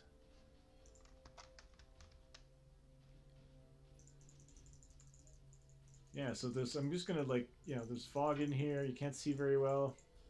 Oh, you guys, can you guys see in all? Does the vision thing that Nadal give you allow you to see through everything, or no? Eh? I don't know. You can So see on the the- deepest gloom. You have dark vision out to a range of 300 feet. Yeah. You can So see in dim light as if it were bright light. Darkness as if it were dim light. yeah. So fog doesn't help you see through fog. Yeah. So you don't see Cool Green Shell. He's somewhere not visible to you. There's this is like a cell that is it's full of water at the far end, and there's like a rocky island. I guess I can see that much. You can see that much. It's just that everything has concealment, and you have Right. back. On the island, make a history check with advantage again to see if you recognize this creature. Okay. So I can see the creature. It's just not clear through the fog. Yeah, that's right. All right. Again, this is a hard thing to do. On a virtual tabletop. Mm-hmm. Or even on a table, I'd put the miniature down, but I'm like, you can't see it too well. So history 19. You could swear this is like a flame spirit from Kamsin, Mm-hmm. but it's out. It's waterlogged. It's been in this cell for so long that the flyer is out, and it turns to you and it goes. Wait, but we heard cool in here, right? I heard whispering in there. Yeah. So that thing seems like it's a prisoner then. Is what you're saying. Yeah, that's right. Evil. Oh, okay. But I can't see anyone else in there. You can't see anyone else in there, but there are parts of the room that are still dark on your map, so you can't see the whole because of the fog. So. Oh, okay. On the left side, there's a dark spot where you can't see. Bushy's here. So this creature is going to roll initiative. That creature is going to roll initiative. Yeah, it turns to you and it's kind of like. As if it's going to attack me. Is that the kind of blow it's doing? Yes. Okay. Well, then I will cast a thunder wave at its ass. Okay. And in fact, you're probably going to get... show me how... Well, because Thunderwave is like a little... It's 15-foot cube of force going out from me. Yeah. You could do that. Yep. Or you could move it down a little... Oh, fuck. Just... God damn it. I've selected everything. Nope. I can't move it. I hate this so much. Yeah, you could cast it down here, but you can clearly see there's nobody there. So anyway, so yeah. So do that. I will reveal to you. Wait, are we in disadvantage in here? Nice. Because of the fog? The fog is not where you are. It's just in the cell where the ghoul. No, but in there we would be. Yeah. Yeah. So you do that. There we go. Boom. Right. So you kind of go. Cool Green Shell has to make a Constitution save. Poor bastard. He's not in good shape. Fuck him. Where's Cool Green Shell? Oh, for fuck's sake. He has a Constitution save, and he, yep. There's fog, but there's also my dome. Does that... Well, okay. Yeah, because the fog, you can't see through the fog, even though your dome gives you pleasant twilight. So yeah, or it makes it even worse for most people. So this looks like, yeah, it looks like a fire spirit that died in here and became an insane ghoul. You blast him with your thing, and he kind of goes. Do I realize that I just took out Cool Green Shell? You kind of hear. Well, you hear he does a monologue. He's like, "No, I didn't think that you could." You know, and you kind of look around the corner, and your blast kind of pushed the fog out of the way. In fact, he's dead, so his concentration ends, and the fog is gone. Cool. He was in the corner there, and your thing caught him and smashed him into the wall, and he just flops over dead. Cool. What's going on in there, Aiden? Necrotic, slashing, poison cannot be poisoned. Blah, blah, Well then, blah. can I use my movement then to slam the door shut? Oh sure. Yeah. So the ghoul failed his save too, and he gets slammed against the wall. You know, and, like I'm gonna get. Don't we want to search Cool? I was only after. I mean. Yeah, sure. Cool's in the room. Well, yes, but I mean, for now, I'm just gonna, I can wait for y'all to come help me take on this ghoul. I don't need to fight him all by myself. Is what I'm saying.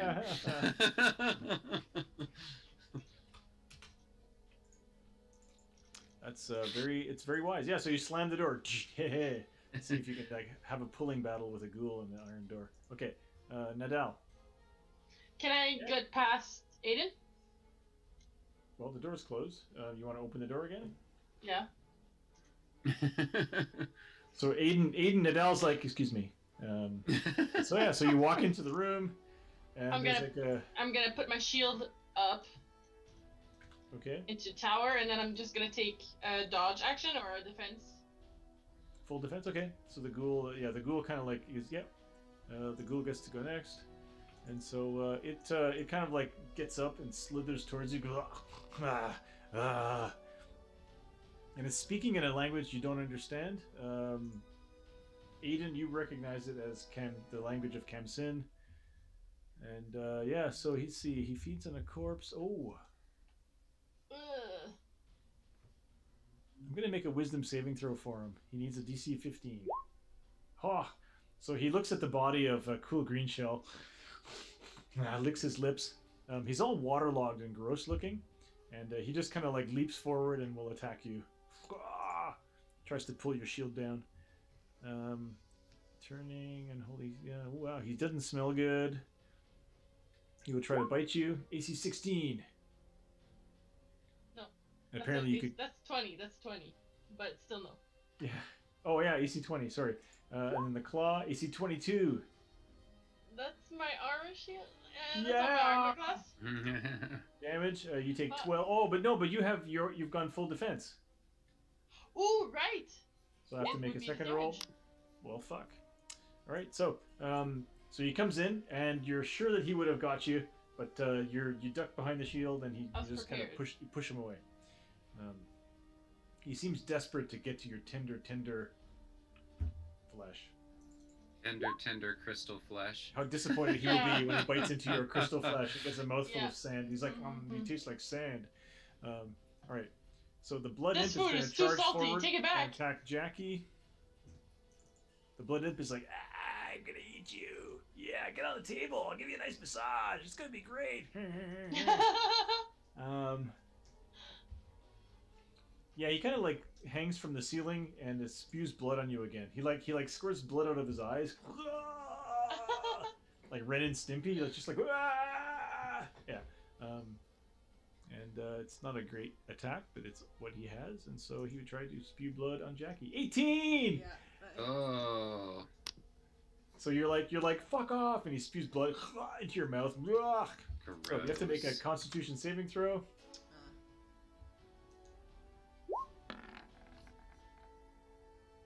9. This is like the greatest moment of my life. So you take 4 poison damage, and you are poisoned until the end of next turn.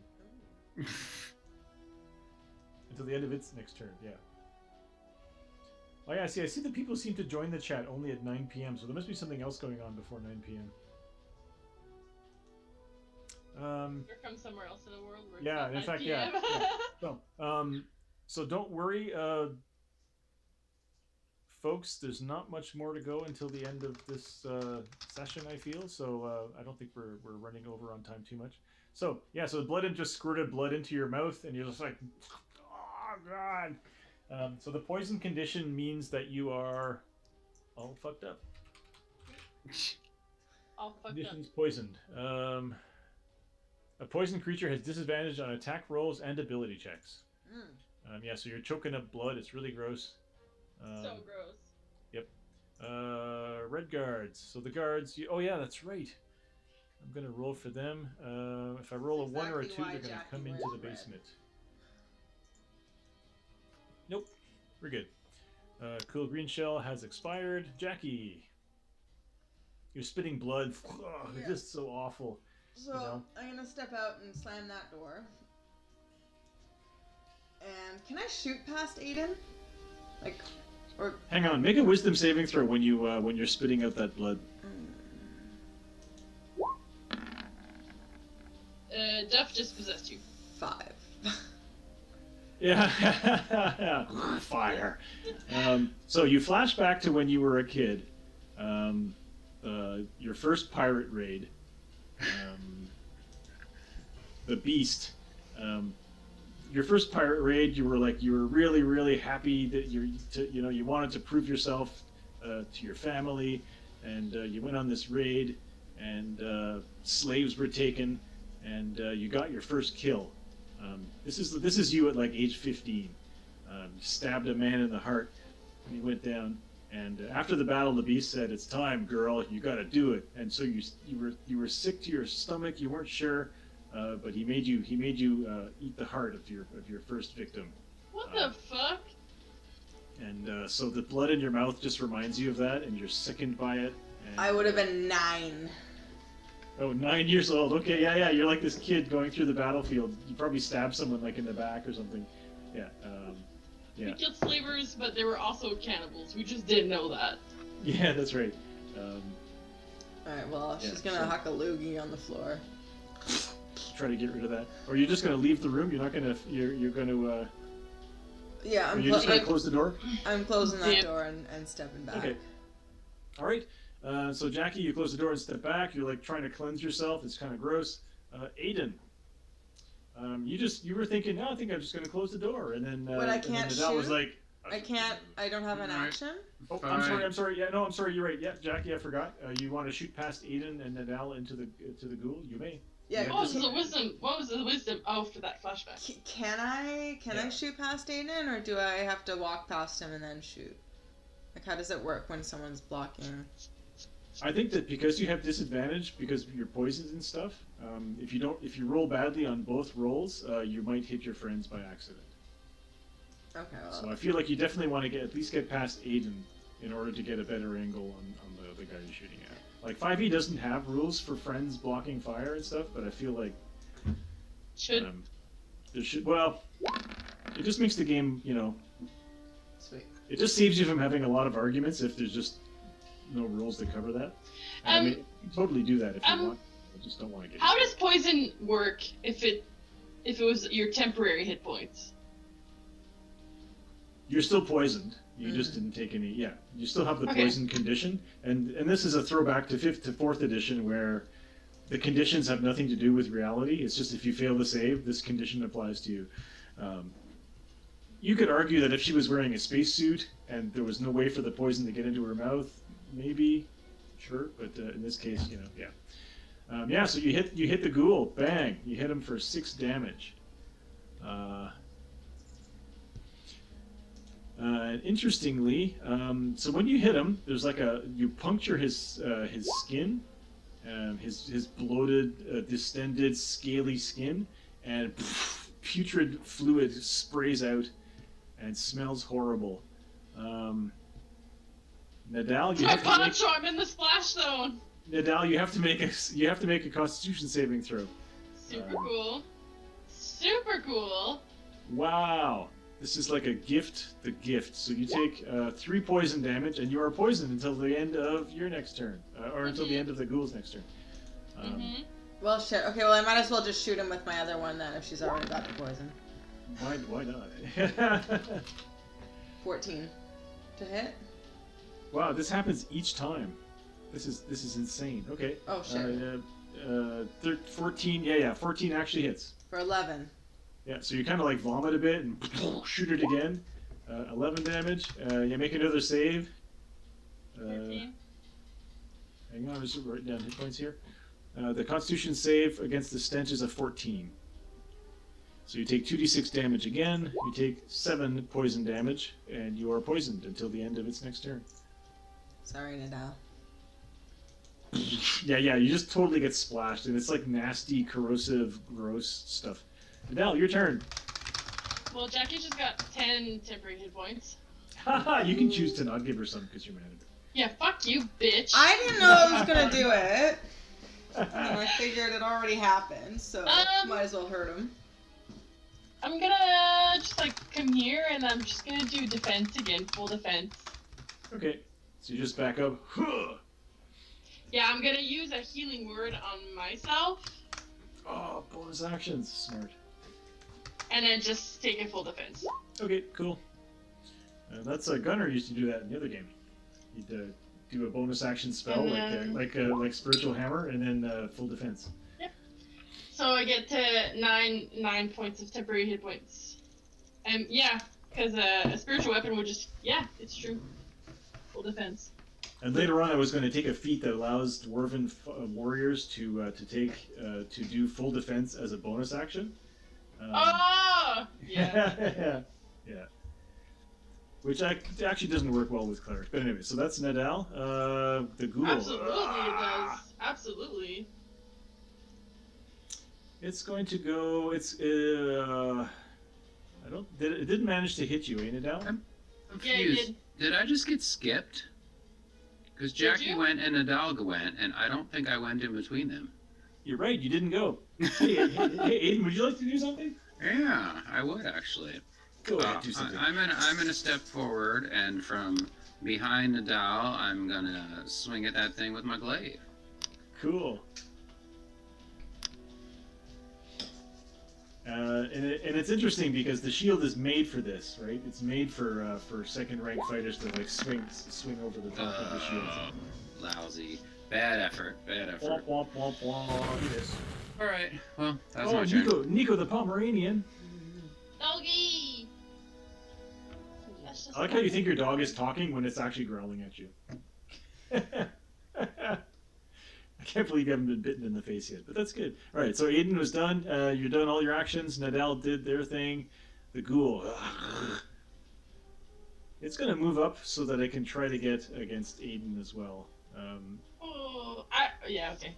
It's going to try to bite. It's going to try to claw Nadal and bite. But I would have tried to be. Yep. To try to, I mean, there's not much you can do positionally. Yep. So, and I feel like if Aiden hadn't moved up, it would have been harder. But yeah. Okay, so it's going to try to claw Nadal. Ah! Oh wait, no, you're doing full defense. Fuck me. Oh yes! 25. Yeah, it still hits, but it's significantly less damage. At least you didn't take 31 damage. So, yeah, 18 slashing damage. So what does full defense mode? I mean, it's a you give up all of your attacks, and instead everyone gets disadvantage to attack you. You're just acting. Wow, 19 plus 12. I think I'd be. Gunner used to do that dead, in the other game. So anyone can do that? Yeah. Yes, it's just that you can't attack if you do that unless you can do things with bonus actions. Gotcha. Cool. So Nadal can do things with bonus actions because they can do spells and things, but I didn't do much. Yeah. Anyway, so you got hit for 18 slashing damage, and did you make your Constitution saving throw DC 14? No. No. All right, so you are poison again. Christ. Triple poison. Well, it's basically like a watered down version of ghoul paralysis. Your speed is reduced by half, and you have disadvantage on dexterity based checks and saving throws for a minute. But you can save at the end of every turn, so that won't last. Well, yeah, but that's pretty much me anyways. And you already took your damage, so that's good. It slashed you. It's going to try to bite Aiden, just for fun. AC 13. Do you need a shield for full defense mode? Jesus, the damage. Okay, sorry? Do you need a shield for the full defense? No, because you're taking a dodge action. No, so it's called the dodge action. If you just go to the compendium and type in dodge, you'll see it'll explain it for you. You're just giving up. You're just using your main action to defend yourself to be ready. instead of attacking people. Like my dog's a cat. Look at that. Great. That was super great. That was amazing. That was so. I can see your other hand. I can see your other hand moving its hand. Cool and amazing. Micah, that was you're very good. Okay, so that was the ghoul. There was just amazing. 2 things. The blood imp. So did you close the door when you left the blood imp behind? Yeah, she did. Yeah. Okay. Will he just open the door and come through? I feel like I'm just gonna roll on a 1 or He's 2. gotta make a fucking check. He can't come through the door, can he? Because it wasn't locked to begin with. Yeah, he didn't come. So, hub red guards. I will roll again for them on a 1 or a 2. They will come through. Yep. Okay. Jackie, your turn. Your poison's condition has ended. It ended at the end of the blood imp's turn. Mine too, though, right? Oh no, mine was at the end of his turn. Yes. Yeah. Your condition's also gone, but you're still half move and the disadvantage on dexterity. I'm reluctant to shoot him. If he's just gonna keep doing that, is there something I can do that won't end in him hurting either of them? Girl, We just gotta fucking kill it, man. You have to hit him with bludgeoning damage. Just do it. Yeah, I'm just gonna shoot him. I'm gonna cast Hunter's Mark. Okay. I have two potions of healing on me if ever I go down. Okay. And I'm gonna mark him as my favored foe. So this is the second one of the day. I think I have 3. Okay, and that doesn't use a bonus action to assign. It's just a thing. It's hang on. Okay. When you hit a creature with an attack roll, you can call on your mystical bond. So it's cool. It's when you attack. Yeah, all right, so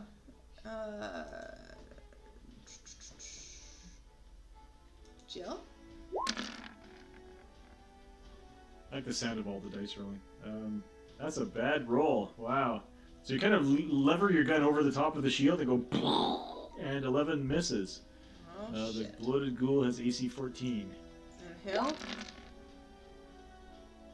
That's a hit. Kaboom! That's a hit. For 17. Yeah. So you do 17 damage. I'm gonna move Bandit. He has a lot of hit points though. He explodes. Yeah. So there's a blast of putrid fluid comes out of him, and it sprays all over. It affects all of you actually. It's got a 10-foot radius. So gross. So this gross stenchy fluid just sprays all over all of you. And that was a 17 damage, eh? So okay, so that's And I moved Bandit did a double move. Yeah, and so he's like, yeah, and he's ranting in the language. He says, I want the fires of my land. So the unholy stench, each creature within 10 feet of it is DC 14. So all of you have to make Constitution saving throws, all of you, or take 2d6 poison damage. I did. Jesus. And be poisoned. Not good. 20. Okay, so if you save, you take no damage. That's good. So, Aiden, you take 4 poison damage, and you are poisoned until the end of a creature's next turn. Okie dokie. That's the ghoul. That was the. So that was Jackie. Aiden. Blah, you're poisoned. Oh shit. Poisoned. What does that do to me? You have disadvantage on your attack rolls. And what was it? Saving throws as well. Whatever. I'll try to hit him anyway. Disadvantage on attack rolls and ability checks, not saving throws. So it's not like a downward spiral of failed saves. Okay. So 14 was my disadvantaged attack. Yep. So yeah, you hit him 14 damage. He explodes, and another, more fluids come out of him. He's like, oh! This is just like a Monty Python film. Gross. Oh, thanks, Bushy. Yeah, and he has a ton of hit points, so he's just like spewing. Oh my god. Yeah. It's just so gross. This is like it's Nickelodeon. So everybody make Constitution saving throws again. Oh gee. So I have to make another one. I'm already poisoned. Yeah, right. One more. Yeah, one more Constitution saving throw. Well, if you don't make the 14 save, you take 2d6 damage. I didn't make it again. All right. So you take 6 poison damage. Your poison status remains the same. Okay. All right, that's it for Aiden, I think. He gets and your 9 temporary points. How many? 5? 9. 9? Yep. And Nadal, it is your turn. I'm gonna attack. Yep. Oh my god, that is so gross. Okay, yeah, so you reach out and just go. So you hit him for 22 damage. This does not make him explode into liquid because it's not a slashing attack. So or piercing or yeah. Great. It's 22 damage. Okay.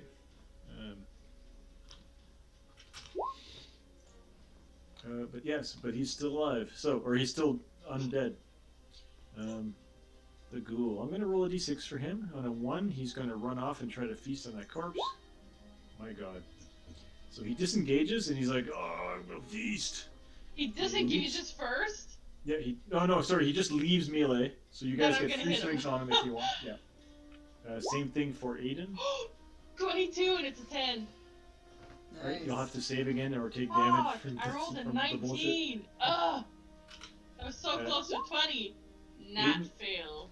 Aiden, are you going to take an attack of opportunity on the creature as it runs away? Absolutely, yeah. You will have disadvantage. Okay, that's alright. Where's it running to? To the corner. It's feasting on cool green shell. Oh, gross. If you fail to save against the poison, you take 7 poison. Looks like I hit it for another 15 damage on the way out. Wow, good. Still up. Constitution save. Yeah, saved finally. Yep. So you take no damage, but Nadal takes 7 damage, and then at the end of its next turn, you won't be poisoned anymore. Blood on a 1 and a d6, he will do something. Red guards on a 1 or a 2. Boy, they're just not coming through. Okay. Hang on.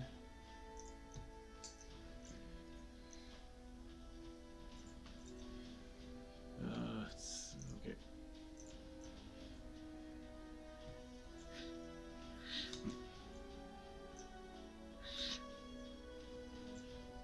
I don't know what Micah's doing, but she's being very strict. Normally she doesn't want anything to do with me. Oh, she's strange. Oh, she's coming. There's a ghost! She's... They could see ghosts. She wouldn't even let me put her down. She's just like climbing on me. She's never does that. What's up, Jackie, it's your turn. Alright, I'm gonna shoot that fucker. Are you still suffering from poison or anything, or did you? I don't remember if you failed. No, I passed it. All right. So I think I had. Yeah. So he's just feasting on Cool's dead body in the corner. It's just gross. He's like tearing the tender turtle flesh. Get him! Ripping at the skin and just eating, sucking out the eyeballs with whatnot. Holy crap! Missed. Yeah, so you kind of like lower your gun. Bullets are ricocheting all over the room. Garbage masher style. Second That's shot. fucking better. Hits and does some good damage. Still up though. 17, mother trucker. So again, and there's like a blast of toxic stench, which is too far away to affect you guys. But this room is just starting to smell like a boys' gym, locker room at the end of the football season. It's just nasty. Aiden. Yeah.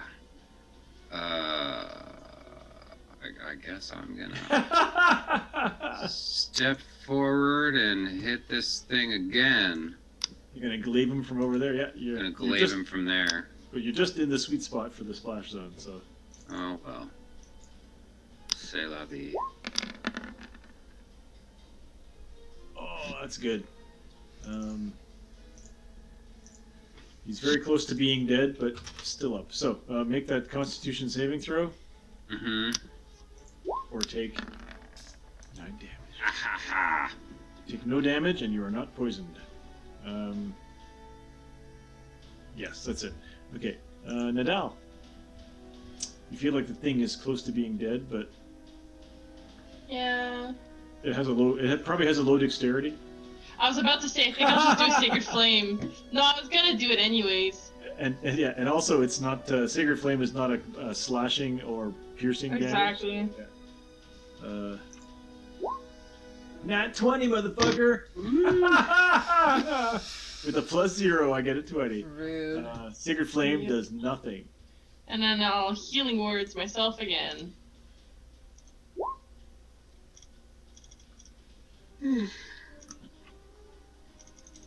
Okay, the ghoul. I'm gonna roll on a 1, 2, or 3. Yeah, he's gonna on a 1, 2, or 3. He will stay with where he is. Otherwise, he'll go after you guys. Aiden 4, Nadal 5, Jackie 6. Oh, Jackie. He will throw caution to the wind and just like scramble through the water. Do we get opportunity attacks as he tries to get past us to get to Jackie? Aiden, you do, but not Nadal. All right. But I get splashed. In fact, Aiden, technically you shouldn't because you have a reach weapon, but I think that's dumb. So, because if he doesn't, because he didn't leave your reach really, but you can just pull it back. Right. Take that, motherfucker. All right. So you cut him down. He kind of like deflates, literally deflates, and just. No, he didn't make it to Jackie. I killed him. Slides into the water. So he would have been when he left. When he, I guess here. Well, you're all still within 10 feet of him, so you puncture him. And one last blast of gas, as they say, or you take your 7 damage. Oh jeez, I'll take the 7 damage. I will let somebody else search cool, and I will go search these papers super fast. I'll search cool, yeah.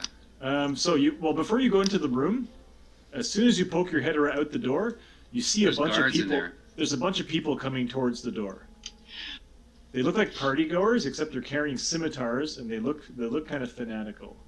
So you realize maybe this whole party was set up as a trap, and you were supposed to go into attack the people in the party area, and so they're all coming towards. So I'm saying that you notice it at that point because you could possibly lock yourself in here or not go out into the room where they are. Yeah, I think I'll try and lock the door. All right. Well, you kind of close the door, and. If I roll a 1 on the d20, there's a key in it. I don't know, something like that.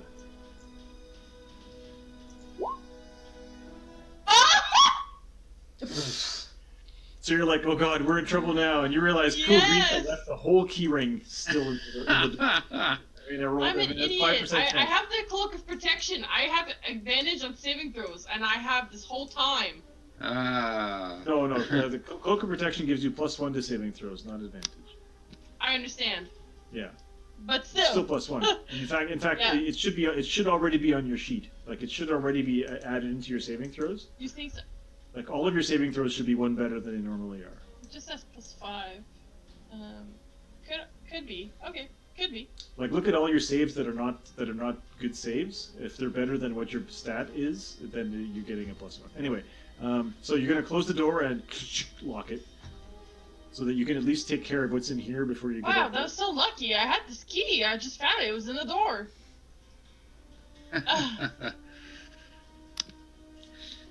Magic. Yep. All right, so you can search Cool Green Shell. You can search whatever. Do you want to stop here because it's now 9:30, or you want to? There's just a couple more things that I want to show you.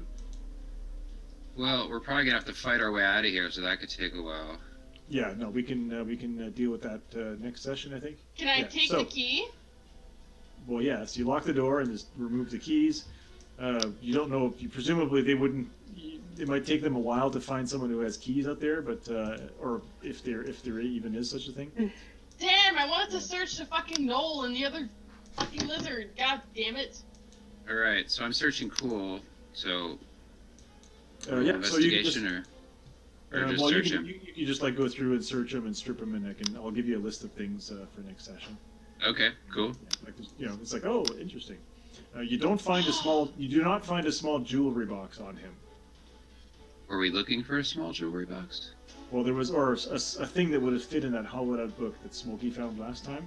Oh right, yeah. He does not have that on. If you go into into that torture room again, the little imp is nowhere to be found.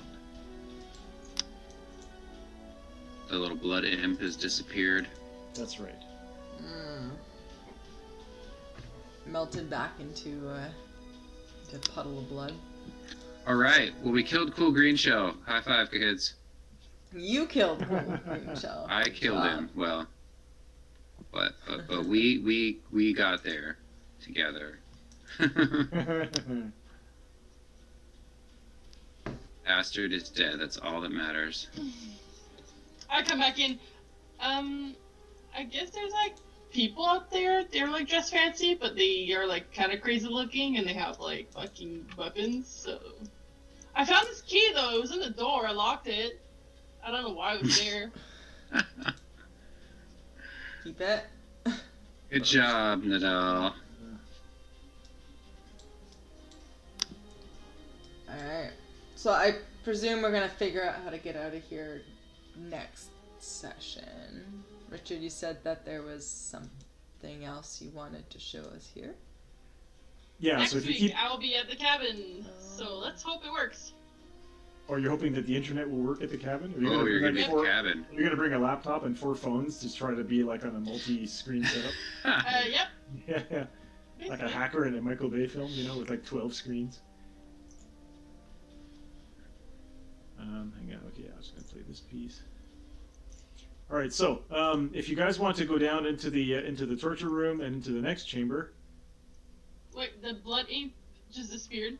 Yeah, so rather than have you guys tiptoe around, the blood imp decided that he wasn't gonna fight all you guys.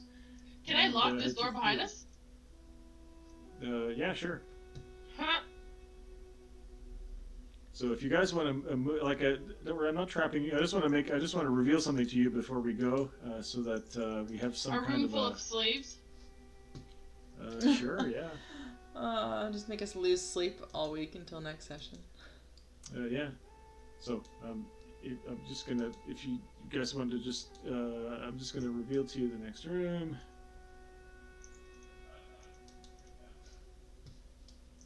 I hear shouting. The music, the timing of the music was so perfect. That was perfect. What the fuck?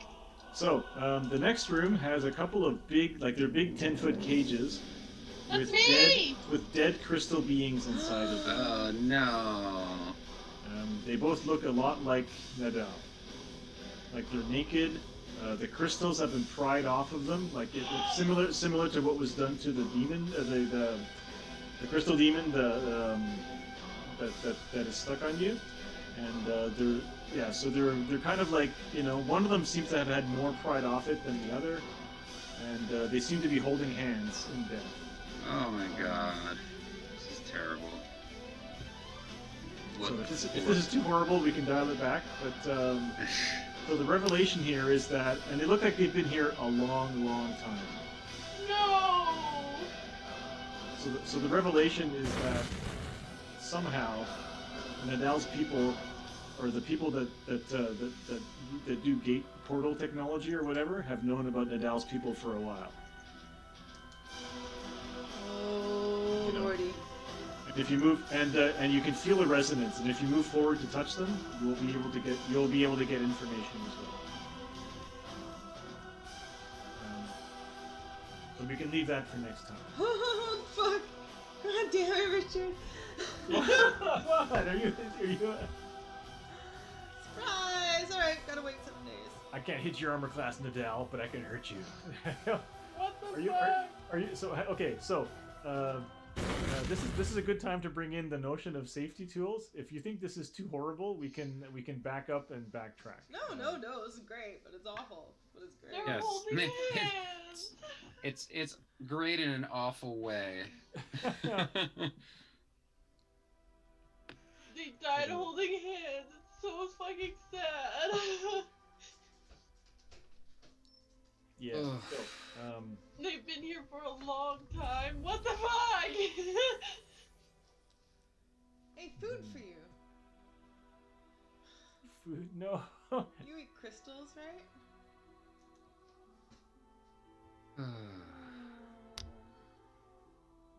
All right, so there you go. So see you guys next week. Hopefully your internet will work. Crying in the middle of the woods. That's your lovebirds getaway. Oh, you guys are gonna be crying tomorrow. I promise you. So. Yeah. More crying tomorrow. Oh, tomorrow's gonna be interesting. Oh god. Anyway, so there you go. So I hope that wasn't too horrible, but yeah. So I'm trying to reveal things about the world in ways that are, you know. It's not my fault that I made a super cool, awesome, interesting race. But that's a trope. But that's a writer's trick too, right? Like when you watch shows like Lost, where they will, you know, you think you've seen everything, but then they kind of go back and they reveal stuff that, you know, makes you doubt everything and so on. So it's not a, yeah. So there you go. So I hope you enjoyed it. Before, I was just like killing slavers because like fuck them, you you know, it's not a good thing, but I would just want to go home. Now I'm like, you know, on a fucking mission, I guess. Kill the slavers. Yeah. Nadal is pissed. It's always Yeah. good to Nadal is pissed off stupid. there. And there's another door at the other end of this room, and you can hear noise on the other side of it. Somebody is shouting. Somebody is screaming, shouting, banging. Because when you guys die, you just die. You're just flesh bags. But the people, they're supposed to go back into the shared consciousness. They're supposed to go back to their people. Well, that's right. If you were to die, where would your soul go, right? Where does your soul live? You know. So, all right. So there you go. So thank you very much. Good night. I'm sad. Alright, next week, All right. same time. Join us next week for another terrible episode. Another gut-wrenching. No, but I mean, we can also talk about it, right? Like, I mean, I can make the game a lot happier if you want. No, this is great. I mean, the whole point is like. It's a lot easier to just, you know. Slavery, so this is great. Zack Snyder this shit. So, you know. Alright, I will tune off the all right, good night. Stream. People on the chat. People on the chat were like, that was a great cliffhanger. Sorry. Yeah. All right. Yeah. Wednesday. I'm sorry too for what the fuck I'm about to do to these people. Yeah, Kabushi says flesh bags for the win. Yeah. We have a whole week to prepare. All right. Next Wednesday at 3 Pacific. And then tomorrow night, Thursday at 5 Pacific, if anyone wants to join us. And I'm doing a stream. I'm doing a guest one shot Sunday at 1 p.m. Eastern, which is 10 a.m. Pacific. 10 Pacific. With Penny Dragon. They have a Twitch stream. It's Penny Dragon Games. They're launching a Kickstarter, which will be advertised on Critical Role tomorrow night. I don't know if it's going to be one of those Sam Riegel ad things, or if it's just the ones where Matthew's reading the copy. Depending on how much you pay, I guess you get different amounts. Either way. I feel like the Sam Riegel skits are less good, even though they're funny, because he doesn't advertise the product; he just makes a funny skit. But often they'll do ads during the break too, so I don't know if it's appearing during the break or at the beginning. But it's going to be an ad for a Kickstarter for Penny Dragon Games. Eventually we'll get the money. Eventually we'll get the money together and we'll put like an ad for this stream. It's very expensive, so you need to have a whole business plan in place before you're going to spend thousands of dollars. Yeah. But she just bought a bunch of crystals for Nadal. But even though 500,000 people will see it within 2 days, so yeah. This is true. That's the whole, yeah. Yeah. Like when I watched last week's Critical Role stream, I think 1 million people had seen it by the time I saw it. So that's insane. How many people? Anyway, so we can end the stream. So good night. 8 p.m. Eastern tomorrow for session 1 of the blended Humblewood group, where we will jump forward hundreds of years and see what happened in the aftermath of the gods being sent back to the way they were. So. There you go. I don't want to play that game. I want to play this game. Wow, that's awesome. Thank you. Or I'm sorry. Okay, so end the stream now. End it. All right. All right. Good Logging off. night. We'll see you guys tomorrow or next week.